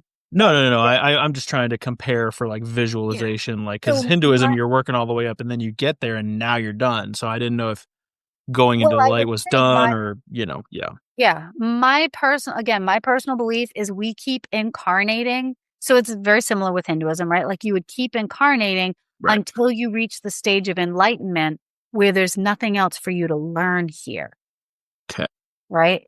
And so in each incarnation, again, my understanding for what I'm communicating with spirit, like you go back to the light and then you would review your life. But again, if you think of it as, well, like you guys said, is like, say, maybe you're talking about Bruce Willis, right? Okay, so it's Bruce Willis, and let's pretend Bruce Willis is the soul. But Bruce Willis, he's playing this character in Die Hard, right? And then at the end of the movie, he goes back up to the light. And then he reviews everything that happened in that incarnation, everything that happened as that character. And hey, did you do that good? Did you do that? Oh, I probably should have done this a little bit differently. And again, my understanding is everything is viewed not through a lens of judgment of right or wrong or shame, but you kind of pull back and you look at it and say, okay, so when I did this, this was the outcome, and this is what this happened, like this happened over here. So the next time, I don't want to do that. I'm going to want to do this thing here. It's not the same emotional tie that we would feel in the incarnated body. It's like constructive criticism and analysis. Right. So in other words, it's Bruce like Willis is like, okay, next movie I do, I want to play this character, and I'm going to get this experience from it. Do you do this? Okay. And so the spirits, not ghosts, spirits, they are like coming down to visit, taking a little vacation, taking a breather kind of thing before their next life run, and sorry, again, I'm trying to make sure I'm not butchering this. So, do we as spirits in the light know that when we come back, we're not going to have a at least vividly conscious memory of previous lives, and we're okay with that? Is it a sort of a mandate, like we have to? It's almost like a mandated amnesia. Because, right. And are we mandated to come back, or can we say, nah, I'm good, I just want to chill out here? Like, I know I could have done a little bit better, but like, I'm kind of fine for 30, 100,000 million years until I go back or something. Like, you know what I mean? Like, yep. My understanding, my belief, yes, you do get to make those choices. okay. But we tend to think of it as like Doug or Tom or Angie, right? I'm like, oh, that was a really harsh life. Like, I don't want to do that again anytime soon. Right. And then you go back up here and you're looking at it and going, that was nothing. Like, that was a blink of an eye. Why? I'm going to go do that again. Because you get bored real quick in the light, sort of? Right. Well, because we're thinking of linear time, right? Again, we're thinking of like this average 80 years, which in spirit is nothing. A couple of days. And so they're like, oh, well, that wasn't that bad. Whereas like incarnated us is like, oh my God, like I can't go back and do that again anytime soon. But then you go back up to the higher soul, and the higher soul is like, oh, well, I didn't learn what I wanted to do. I need to go back out and do that again. Right. It honestly sounds a lot like spiritual pregnancy brain. Women go through giving birth, and it is the single most physically demanding, awful thing in the world. But then studies have shown that when they look back on it years later, they don't remember it as being that hard and that difficult. Yeah. They look at it with a very different way, a lot of times a very positive perspective, and that's kind of what makes them want to go through it again, because they repressed some of this and forgotten some of it and changed their perspective on it. It sounds kind of like that, honestly. I guess I could see that. Yes. It's the same thing. Like if any of you guys have, I don't know if either of you guys have tattoos. Any of you have tattoos? Just me. Zero. Okay. I got my first tattoo at like 42, and he mocked me for it. Yep. Wow. Well, I have a whole bunch of tattoos, and every time, right, I'm always like in the moment, like I'll go in and I'll get the tattoo, and I'm like, what the heck was I thinking? Like, God, this hurts. And then afterwards, like the next day, you're like, oh my God, this is amazing. I need to go get another one. Yep. But so I was thinking about pregnancy amnesia. I would say yes. And my understanding is if we held all of that information in our brains, can you imagine? And you wonder why some people are schizophrenic. Yeah. Look at what they're dealing with trying to juggle, 2, 3, 5, 8 different personalities. Can you imagine juggling 100 personality incarnations? Just a complete sensory overload. Yeah. Right. Can I ask some questions about mediumship before we run out of time? Sorry. Pumpkin. We're on pumpkin time now. Go for it, Tom. See, you mentioned that, you've been seeing spirits since you were a child, and that they're not scary. You just see them. It's, again, we're talking about spirit, not ghost, which I hadn't made that distinction until you kind of explained it. So I know that you're saying you see them, but I'm curious, There are a couple of podcasts with mediums. There's a physical medium who was like investigating a fraudulent guy, and she details her experience with this in detail over like 12 episodes. And that one fascinated me for a while. Like I followed her for a long time. And I listened to a bunch of different mediums talk about how they do this. And it seems to me that almost every medium I listen to or I read something of, they kind of experience this differently. It seems like you Everybody see does. spirits, but I mean, how So- how do you interact with them? Is it always sight? Is it images, sounds? Do you channel them and kind of download them? What's the actual experience like when you're doing mediumship? Yep. So that is a fabulous question. And I want to say what you pointed out, all mediums work a little differently. And even if and so I'll explain how I work, but even if I go back to early childhood, like my first actual memory of seeing a spirit, of seeing somebody that wasn't there was when I was 4 years old. And I very vividly remember it, and not because I was scared. I was with my mother at her friend's house. And I remember they sent me downstairs to get something like with the laundry down into the basement. And I went down the stairs, and I wasn't scared of the basement or anything like that. We were there all the time. And in that basement, there was a pool table. And I was used to seeing people downstairs playing pool because understand when I was 4 years old, that was the 70s. So there were always people, they were playing pool, they were drinking, they were doing all of that stuff. And so I remember going downstairs, and I remember looking, and there was a old lady sitting in a rocking chair, and she was rocking and smoking a cigarette. And like, I remember this so vividly. And I didn't think anything of it other than I didn't know who she was. It was somebody I hadn't seen before. And so when I went upstairs, I remember asking my mother's friend, "Who's the Grammy downstairs?" And she said, like, "What do you mean?" Like that part. And I said, "Who's the Grammy downstairs? It's not Grammy Green." And by that, her mother lived in a little tiny trailer right next door. And so that was the only Grammy that I knew in that household. And they said, I remember my mother's friends saying, "There's, Angie, Grammy Green is over there." And I was like, "I know that's not Grammy Green. Who's the Grammy downstairs?" And they brought me downstairs, and there was no, like, when they were down there was no lady. And I remember just not understanding, like, who was this old lady and where did she go? And so that was the very first experience. And I had so many other experiences. I had one experience when I was little it's the same, my mom's friends. It was my mom's friend, her her parents. So to me, they were Grammy and Grampy Green. When I would go over there, I would always go visit them. And Grampy Green would always make me toast with apple jelly. And we would sit and we would watch TV together, and I'd have toast with apple jelly. And one morning, and I think I was probably 6 when this happened. One morning, I was at my house, and I can remember Grampy Green being at my house when I woke up. And he told me, we're not going to be able to have apple jelly anymore, toast with apple jelly, because I have to leave and you need to be a good girl.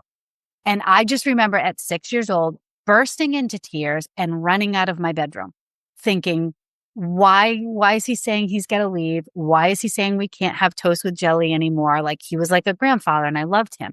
And my mother was like, had no idea what was going on. She went into the bedroom, and of course, Grampy Green wasn't in the bedroom, right? Like that was just weird. Later that afternoon, my mother's friend stopped, because we didn't have a telephone at the time, stopped in to tell my mother that that Grampy Green had passed away, like early that morning. And I still remember like that, trying to understand what all of that meant. But I remember my mother's look, and when she looked at me, because I had told her Grampy Green said he had to leave. We couldn't have toast with apple jelly, and I had to be a good girl. So like when I was little, they were so real to me that I did not distinguish them from, like, as if I'm looking at the two of you. They didn't look any different to me. And my understanding, and having worked with a lot of kids, because I have a lot of parents that will bring their kids to me, the kids don't see it any different. And it makes sense, because children have more experience in the spirit world than the physical world, right? So they're seeing things differently than we do as adults as you get older. And it's often taught out of children, like, because like my mother's, there's nobody down there. And then I look and there's nobody down there. Why? Because she told me there's nobody there, right? So it gets taught out of children so they don't see it in the same way. Now, as an adult, I have physically seen people, but more often than not, it's in my mind's eye. So in other words, like if I were to tell you, well, like the both of you, right? Okay, so I know like Tom's got a hat on that has the Celtics man, right? If I said close your eyes and imagine the Celtics man, you can see him in your mind's eye, right? That's how I see them now. I typically it's like they come to me that way. But I also experience, I would say I'm incredibly blessed in that I experience it through all of my senses. That said, every reading might be a little different, but it's typically they're all included. So when I give somebody a reading, I always preface it with, I'm not going to censor anything, right? I'm going to tell you everything, meaning anything I'm seeing, feeling, hearing, smelling, tasting, or just knowing. So I receive it through all the senses. And then as it happens, sometimes things are very clear, like I see the images or I hear very specific words or phrases. Oftentimes, I'm getting a lot of information quickly through those senses, which you would call psychic senses, right? Through those senses. And then I am coming up with what that means. So in other words, again, if you think about if you walk into a room or say you sit The down. Matrix. Yeah, You're I mean, reading the Matrix, basically. well, A lot it's of like, us would see just a jumble of stuff if we yeah. could look at And it. so all of a sudden it Okay. makes sense to me, right? But like in our waking, like when you're like, for any of us, when we're physically awake, we could walk into a room and all of our senses tend to work in tandem, right? You can walk into a room, you can see the people that are in it. Maybe you smell smoke, or maybe you smell something that was cooking, right? Or, you know, something like that. And then you're hearing this noise in the background. You hear somebody say something. You feel that the room feels warm. Your senses take all of that information to create a moment in time. And so that's kind of how it's all coming to me. So sometimes it's a matter of like, I'm seeing things, I'm feeling things, and I'm just giving that information as looking for the proof of the evidence, right? And then if they're saying, well, you know, what it may be, well, I'm hearing them say something, and then I sputter that off. Or they ask a question, like meaning the person who I'm giving the reading to asks a question, and then I just kind of sit with the energy of that individual again, and then the answer just comes to me. So does that make sense? Like I might know that somebody had diabetes, not because they tell me they had diabetes, but because all of a sudden I start to pay attention to my physical body and my toes start to feel numb. They might feel like numb and tingly. My fingers might feel tingly. I might start to feel pain in my stomach. And then all of a sudden my Angie brain says diabetes. And so then I might say, oh, did your grandfather have diabetes? You know, he had something wrong with, you know, either circulatory or diabetes. And then the person will say, oh yeah, they had diabetes. You know, like I can get that information, and I'm using all of the information in like a Rolodex in my senses to spit it out. But I don't always see it. Sometimes I'll see flashes or images of things, like people say, oh, it's like a snapshot, like you see like a Polaroid, or you see like a little thing that's going across the TV. And I do see things like that. But more often than not, it's all the senses are working, and I'm giving just what it is I'm picking up.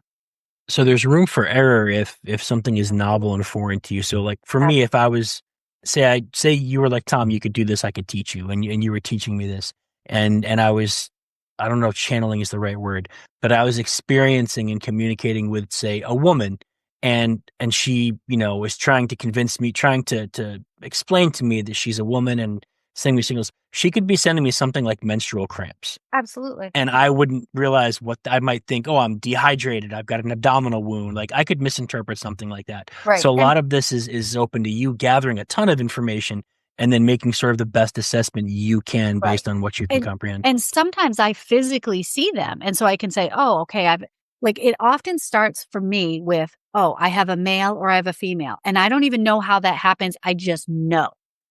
So that's a clear cognizance. I just know I have a male, right? And so if I were like, again, like starting to do something, like I have a male, and then I'm going, okay, well, where are they on the person's, I always think of if they're related to them, like how are they associated with them? So in other words, if I was tapping in and I had your grandfather, I would actually almost see him come up like 2 steps above you. Like, like if you do a family tree, and I'd be like, okay, it's not your father. He's not that close to you. It's your grandfather. Okay. So I have your grandfather here and, tapping in with him. And I would say, okay, well, if I look at him, then I'm trying to compare him to you oftentimes or him to me and say, okay, well, looking at him, he's average, maybe a little taller than average, but I always think of average as like maybe 5'8".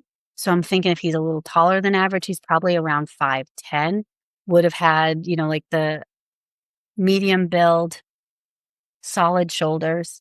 So do you see what I mean? Like as I start to tap in, then I can start to pull the physical characteristics of that individual, right?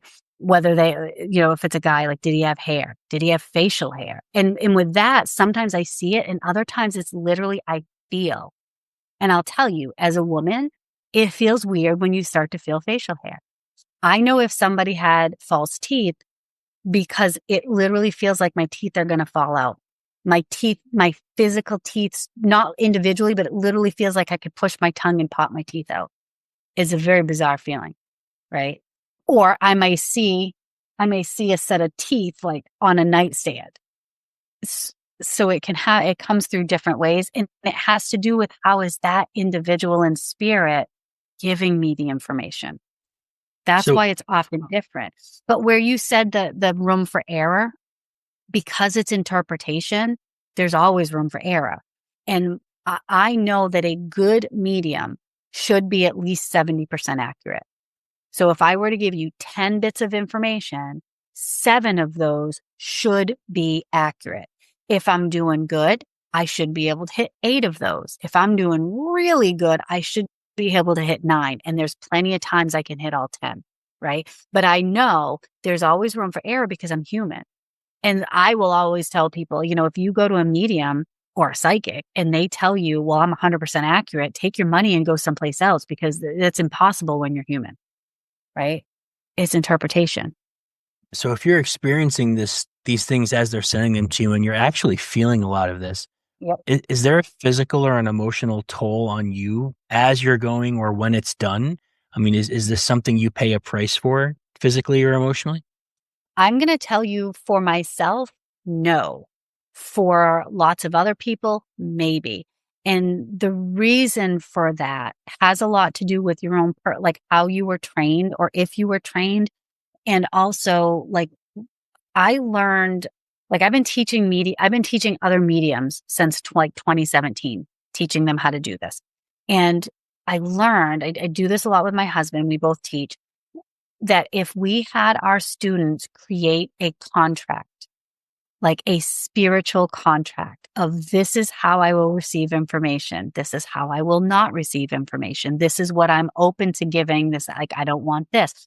I'm available to receive information at this time, but not at this time, in this location, not at this location. Like I don't have this turned on 24/7.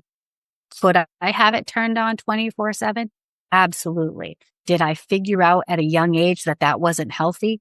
Yes. So you have to learn, how do you turn it down or turn it off?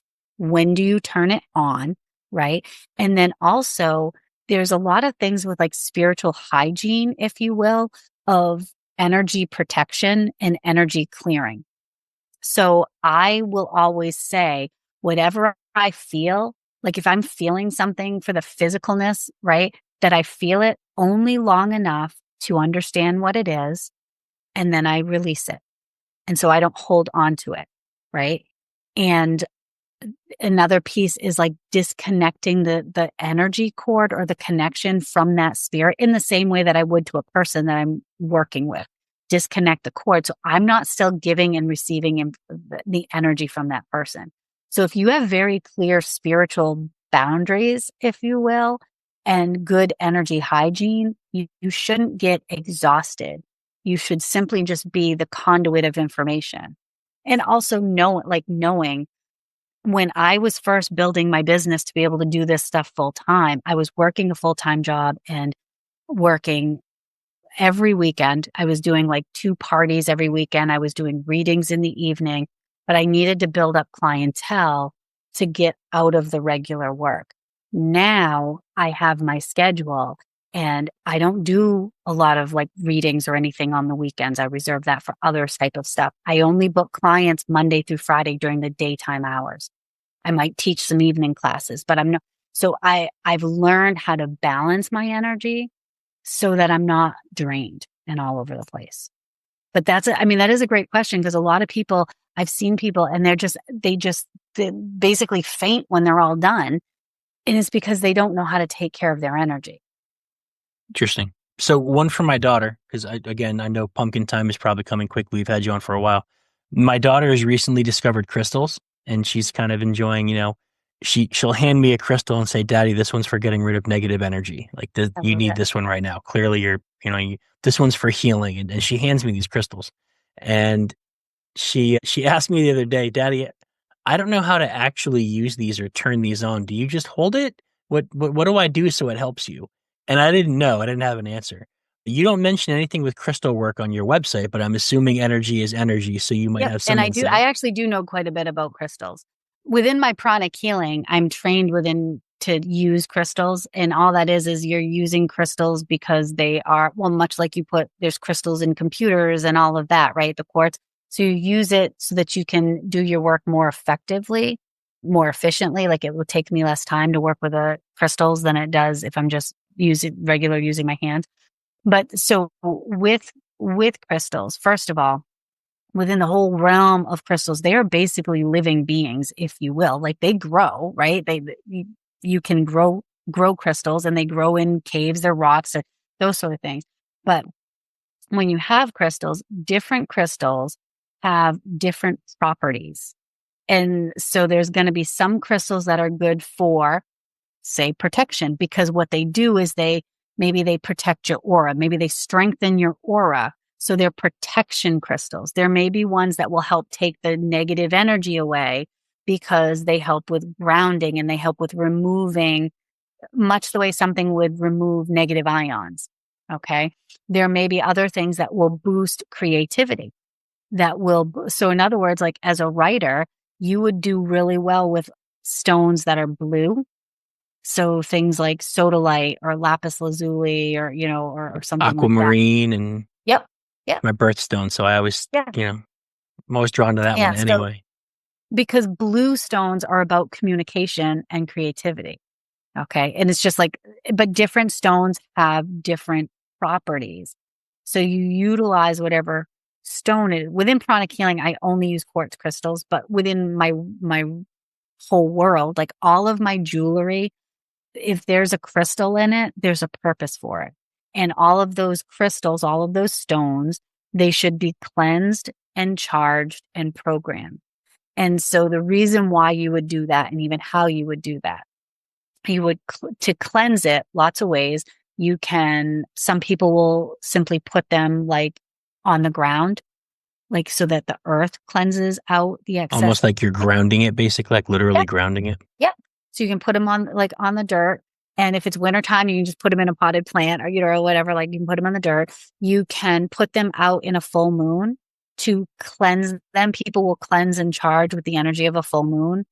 Okay. So you can put them in there. You can run them under running water, but some stones can't go under running water. Like selenite is a stone that you don't put in water because it will slowly kind of dissolve, if you will. You can also put them on, like if you put a bunch of salt in a bowl and then you just put them on the salt and the salt will absorb like the negativity or whatnot. So there's various ways to cleanse them. But then like your daughter's asking, like, how do I turn them on? She has it with just the holding it. And it's the thinking. So say she had an amethyst, which is a purple stone.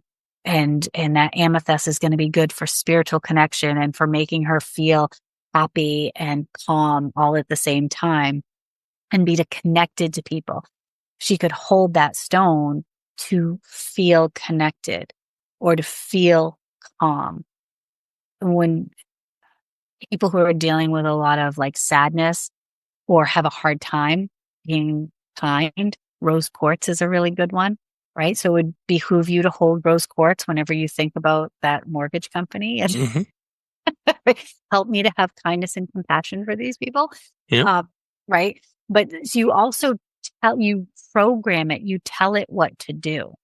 So in other words, like my two of the rings that I have on right now have amethyst in them. And it's funny because the one that I actually have on my right hand was my original engagement ring and then wedding band. But then I got an upgraded ring. I don't have the band to put on it, but they're both amethyst. But when I got them, I programmed them, and I programmed them to always help me to have a higher spiritual connection and understanding whenever I was having anything to do with my husband. So in other words, I would see him through the lens of compassion. I would see myself through the lens of compassion, that I would put our relationship above, other things. You could make a killing selling those rings. Right? Just charge that and sell them to married couples, and you could make a killing with that. I would grind them up and put them in couples' food. But that's the thing is you tell it what to do. And then you can, again, then periodically you cleanse it and to energize it, you can energize it by putting it out at a full moon to energize it as well. And there's lots of ways, but like those are just some simple things to do. Okay, now that I asked one for my daughter, I'm going to be selfish again. Back to the mediumship. Have you ever had, I know you said you intentionally draw a line. You don't interact with the ghosts. You only interact with spirit. And that's sort of a line. The only time I interact with ghosts, if you will. And by that, I really mean, I would say earthbound spirit. Okay. Is when I've done like house cleansings before, and there's literally something bothering people in the house, then there are ways to forcefully send that to the light. And so I will do that. But for the most part, because I put that out there that like I don't interact with that, I don't have a lot of interactions with negative energy. But when I've helped people with, like I said, house cleansing or crossings, right? I've definitely dealt with some very angry, negative energy. And that's where I'm kind of going with this one. I want a story about, something that you communicated with, that you connected with, a message you received, some experience, something that shook you when you weren't prepared for. Like, I know a lot of what you're focusing on is healing, but I'm curious, is there anything that ever really kind of rattled you that you weren't expecting? And this would answer my question too, because I was wondering, is there any time when like a ghost shows up and it's like, "Hey, Angie, what's up?" And you're like, "Get the away from me. Like, I'm working here." Like, do they ever like knock on your door, with boundaries and all that? Or how much control, I guess, do you have from being So bothered? I'll answer both of them. Yeah. I'm gonna answer Doug's first, and then that way I can give you like the crazy one piece there. Yeah, sure. I was sort of hoping it did this, because I was sitting there wondering, like, I wonder if like, you like, get out of here, kind of thing. Like, yes, yeah, okay, so a couple of things with that. One, certainly I can always tap into the energy of like, when you go to old homes and things like that. And I have a cottage that's over 100 years old. And like when I first got there,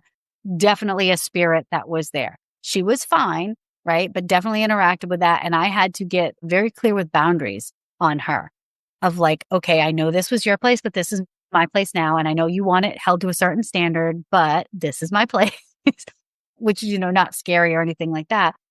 But with the idea of being a medium, there are lots of times when I know that somebody's loved one is around and they're talking to me and they're like, you need to tell, like, it could be, again, let's just say maybe it's Doug's uncle. Okay. I'm just like something like that. Right.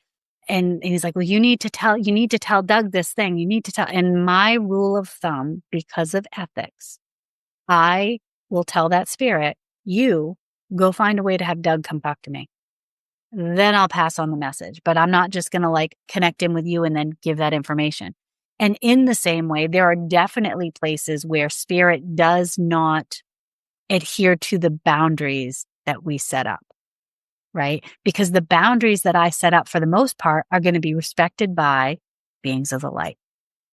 So I definitely have had those things where you're like you get something and you're like, no, thank you, not dealing with you tonight. And then just kind of shut it off. And for that, I usually will kind of turn my senses down so that I don't have to. I've also, there's a couple of tricks that you can do to kind of push them away and do that.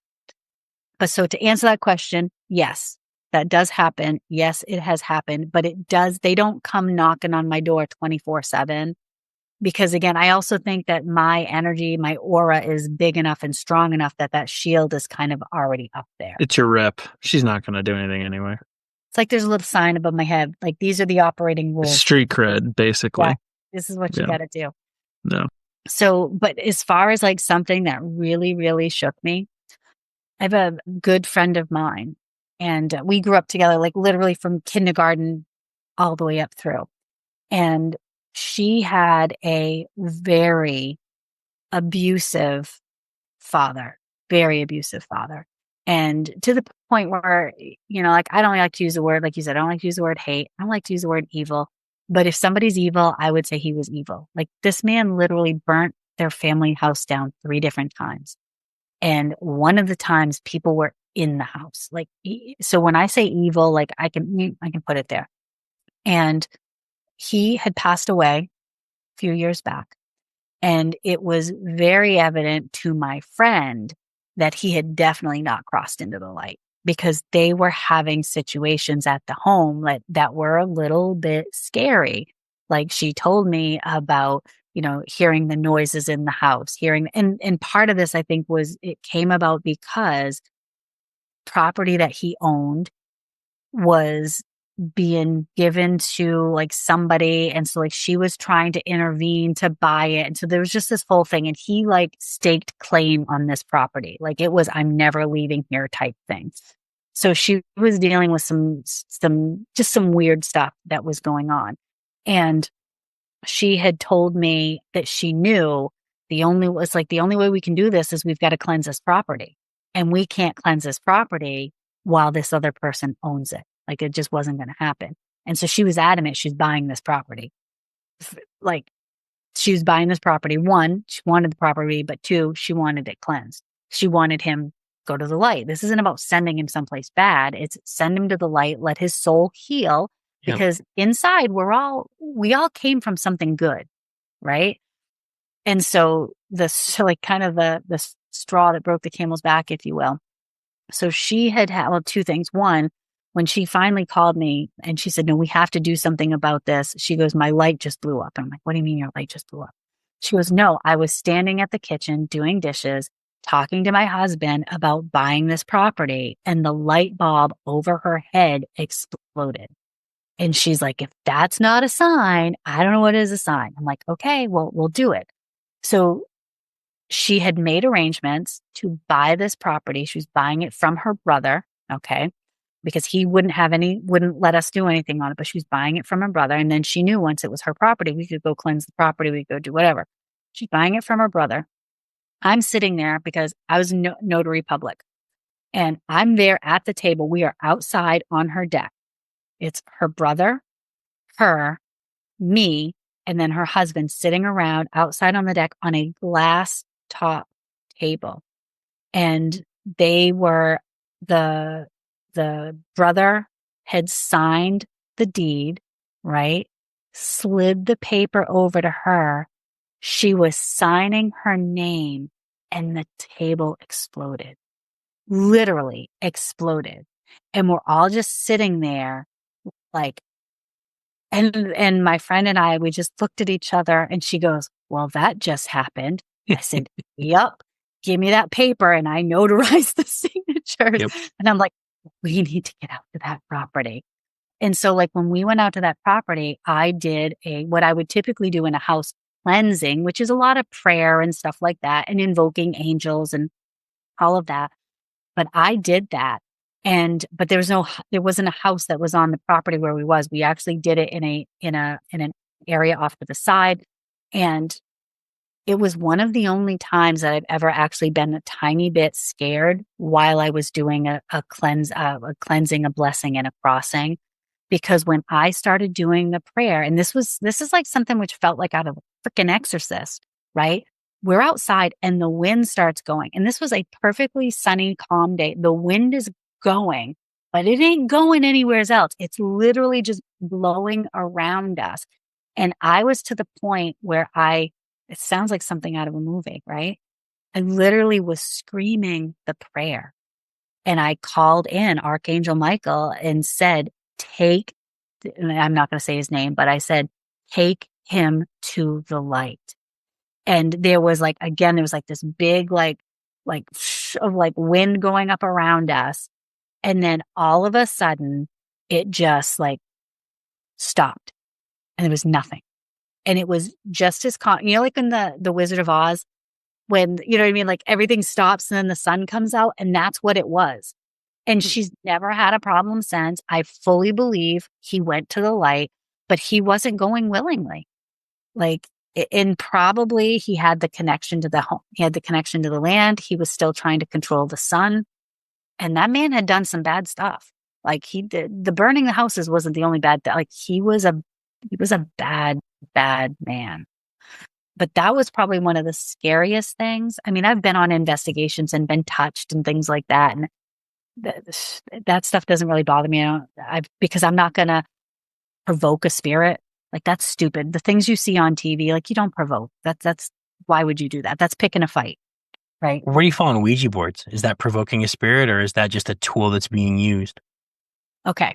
So Ouija boards, that would actually take me to the scare. I won't touch a Ouija board. And that was from something that happened when I was 16. And that is correct answer. Yeah. Yeah. Doug and my wife both feel very firmly that that's the correct answer. And I'm going to explain this, right? So a Ouija board is nothing more than a tool. And so Ouija boards are not inherently bad because it's a tool. The problem comes that people do not protect and set the boundaries of who they're going to communicate with. So like because when I was a teenager, we didn't have the internet. You didn't learn anything, right? So you just kind of did your stuff. And of course we had Ouija board, right? We played a Ouija board. And I can remember communicating with a spirit on the Ouija board. And it was all like, everything was wonderful. It was fine. It was all good. It was a spirit. And this sounds so ridiculous, but the spirit told us its name was love, which is right? Like this is like the AOL chat rooms, but it was actually a 35-year-old dude being like, "Hey, what's up?" Right? No, this part was okay. Like, it said its name was love. It said that it had gone to the school that we went to, and it gave us the year that it graduated. And we went back and we looked in the yearbooks, and it was like 1942 or something like that. And there was the girl, and her name was whatever Lovejoy, and her nickname was Love. And so this was this innocent thing. And I was like, oh, this is smart. Like, this, like, nothing bad's going to happen. That's only in the movies. No, that's not true. Like, bad stuff happens because we think of this as a game, but the reality is you're opening a door and you didn't set the boundaries of, I will only communicate or allow communication from something of the light. And when you just open a door, anybody can come in. Which is the premise of every Lovecraftian story he wrote, basically. Yeah. And we ended up with something very dark that did come in. And I would say at one point, I don't want to say that it possessed my friend. Okay. And when you asked me about the scary things, I was thinking more of like my professional life, right? But no, like, this is legit this was the scariest thing. I would say possessed my friend for a very short time. I actually had, I know we're on Zoom and not that you could see this, but I'll show you next time I see you. You remind me and I will show you. I have a scar right here on my hand because she stabbed me with a knife while this was all happening. And then like when it left, it was like something out of a movie. She literally just like dropped to the floor. And then when she woke up, she was crying. She didn't know what she did. It took, I can't even tell you how many times to try to get rid of that Ouija board. And so I have always said, I will Jumanji. Yeah. Right. Like, comes from somewhere, I won't inspiration. use them. I would not allow my daughter to have one.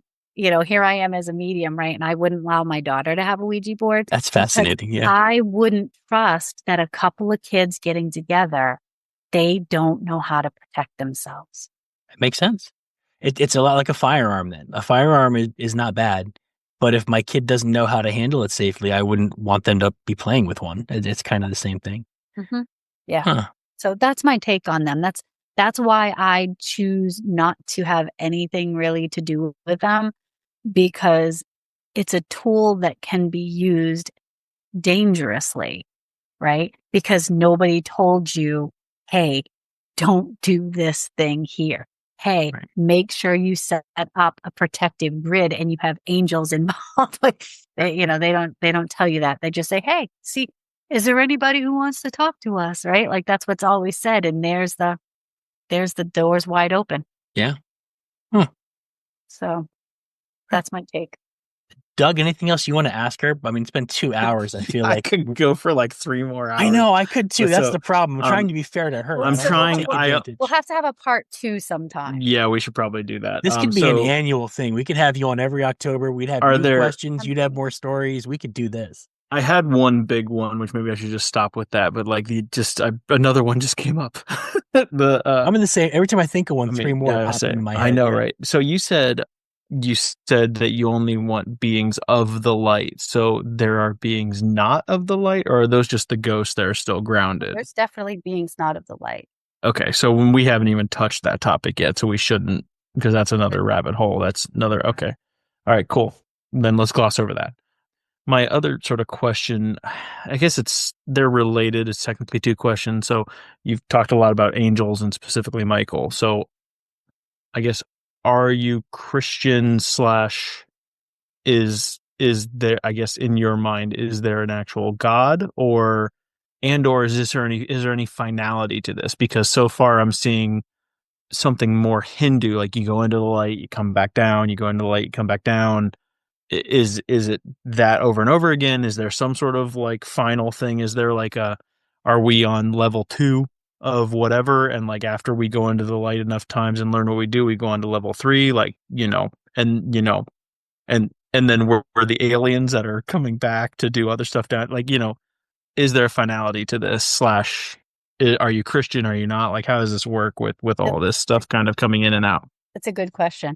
So I would tell you my background is absolutely in Christianity, Baptist. I was a Sunday school teacher.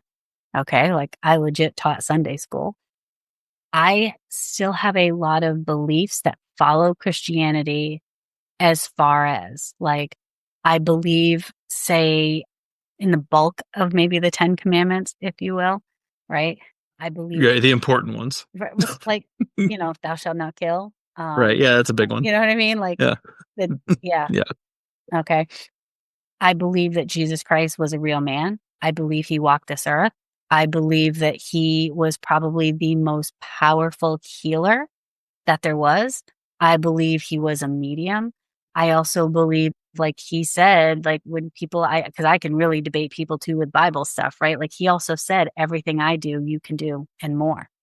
So I will listen to and follow words of Jesus before all of the patriarchal kings and, all of the stuff that's been whatever.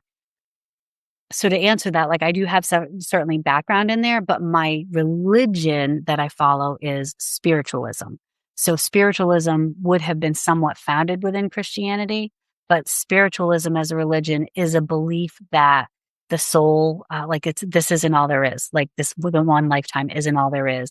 That they have 9 principles, if you will, versus like 10 commandments. And some of them are similar, but they're not. Like there is, we believe in the golden rule: do unto others as you would have them do unto you. Believe in infinite intelligence. We believe that nature is an expression of infinite intelligence, and infinite intelligence is just another word for God. All right. So we believe there's something bigger. So like I said, to kind of answer that, it's like I do have some foundation within that. And so there's a lot of my beliefs that are still within there, but I don't buy into, I don't believe that God is a vengeful God who's going to punish me when you're also telling me in the next breath that God is love and I'm made in his likeness. So I there's a lot of things that I struggle with. So is there a God? Is God the light or not? Is God sentient? I guess is sort of what I'm getting at for the front now, or that part. I would To say all of those. So God is also the light. Okay, so more Christian than Hindu, kind of like we've been talking about. Okay. Right. And so there's also belief within like Christ consciousness and Buddhic consciousness. Right. Right. And so one is light and one is love. And then you put them together. So it's like major principles of Christianity / even leaning towards Catholicism, except just kidding, you're actually supposed to live more like a Buddhist by today's standards, sort of, in that light, literally. Right. Because like I said, I'm not saying I'm not categorizing myself as Christian. Right. And that's why I asked, because it didn't sound like you were, but there's a lot of the precepts. So then and again, this is probably really unfair. So figures like Michael, is Michael more like literally in the Hindu sense, like a Vishnu kind of thing, like a piece of God, or is Michael his own entity, or is Michael one of us who's just taken a really long, like, had a special assignment to not come back to Earth? I don't believe that angels have incarnated as humans. That's my right. So they're a separate class of being, like a lot of okay. Right. And we're not. You're right. Okay. There's actually a lot of there's sentries sort of Fort Knox, like guarding the records and stuff like that, and there's different classes of those. So in that sense, very Christian Catholic. Okay. Yeah. Different being altogether. Okay. Yeah. And like I said, there's certain things like you can say, oh, well, in Christianity it is this thing, but in Hinduism it's this thing. And right. It's reflections of the same concept in a lot of ways. Yeah. And where I do so much within pranic healing, we actually take a lot of both of those together, because we will talk about Christ consciousness, but we also talk about Buddhist consciousness. And we'll talk about, you know what I mean? So there's talk of the angels, but then there's also talk of other ascended masters. And it's interesting because if you just think about it, different areas of the world, they have similar concepts, but they've given them different names. So how do we not know that? You know what I mean? That like Buddha and Jesus aren't the same being, so to speak. Right. Okay. Well, I heard Michael, and so I was like, oh, that's very Christian. Usually, I should check on this. I work with a lot of angels. Like that's why I said there's still those pieces that I hold on to.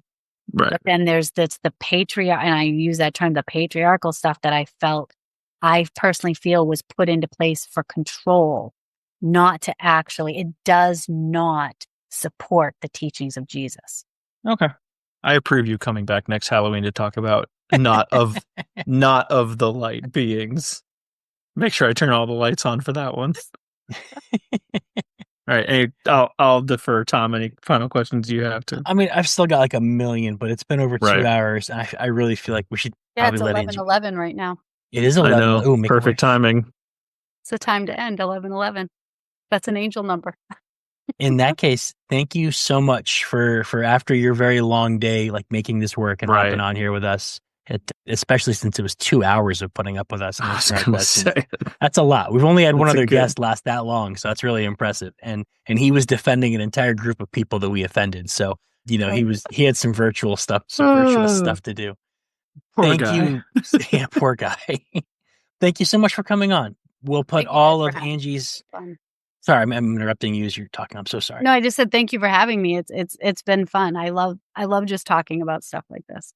This is fun. I enjoyed this a lot. I'm so glad it happened. We'll put all of Angie's contact, not all of it. We'll put her website information, her social media. We'll link all that in the show notes. We'll share it on our social media. I'll leave your number off. I'll leave your cell phone number off. Right. But it doesn't matter if they Google my name. My cell number's coming up anyway. So in that case, we'll give you that too. Why not? Right. Yeah, text me. Don't Boundaries. call me. I'm not answering. Yeah. If you're in the Connecticut area in November, come play cards with her. It'll be fun. You can watch her fix my neck and blow me away and change my mind completely. I can't wait. Yeah, it'll be interesting. I'm actually excited about this now. Like I was so skeptical the first time you brought it up. A part of it's just me being like, yeah, this is just never going to get better. It's just you when you deal with chronic pain like this with an injury, you just kind of you get to this deterministic point where you just resolve it's never going to get better. And you kind of start cutting off possible solutions that seem unorthodox to you. And that's where I definitely was the first time you brought this up. But now, screw it. I'm interested. Let's see what happens. Well, and you know what? It's like, hey, I've tried all these other things and they haven't worked. What do I have to lose? Yep, that's Sherlock Holmes, right? Once you've disproven all the logical solutions, all that's left are the illogical ones, and maybe you have to change the way you look at things. So I'm looking forward to it. Thank you again so much for coming on. It was really great having you. This is fun. I'm glad Doug didn't just throw holy water at you and shush you off the cast. This was good. Me too. Electronic holy water. I can't, what was I going to do? Hey, that was going to be my next round of questions, was how she does this virtually, but we'll save that for next year. And we'll plug that a little bit when we share it too. She does do this virtually, so you guys can book with her online. You can do it remotely. You don't have to live in northern New England where she lives. Even if you're a low down dirty New York Yankee fan, you can zoom in and she'll take care of you. That's right. Thanks again. I'm going to go ahead and click the stop recording button. Thank you guys for listening. We appreciate it. Reach out if you have questions. I will send them to her. It's true. Thanks, Angie. Thank you, guys.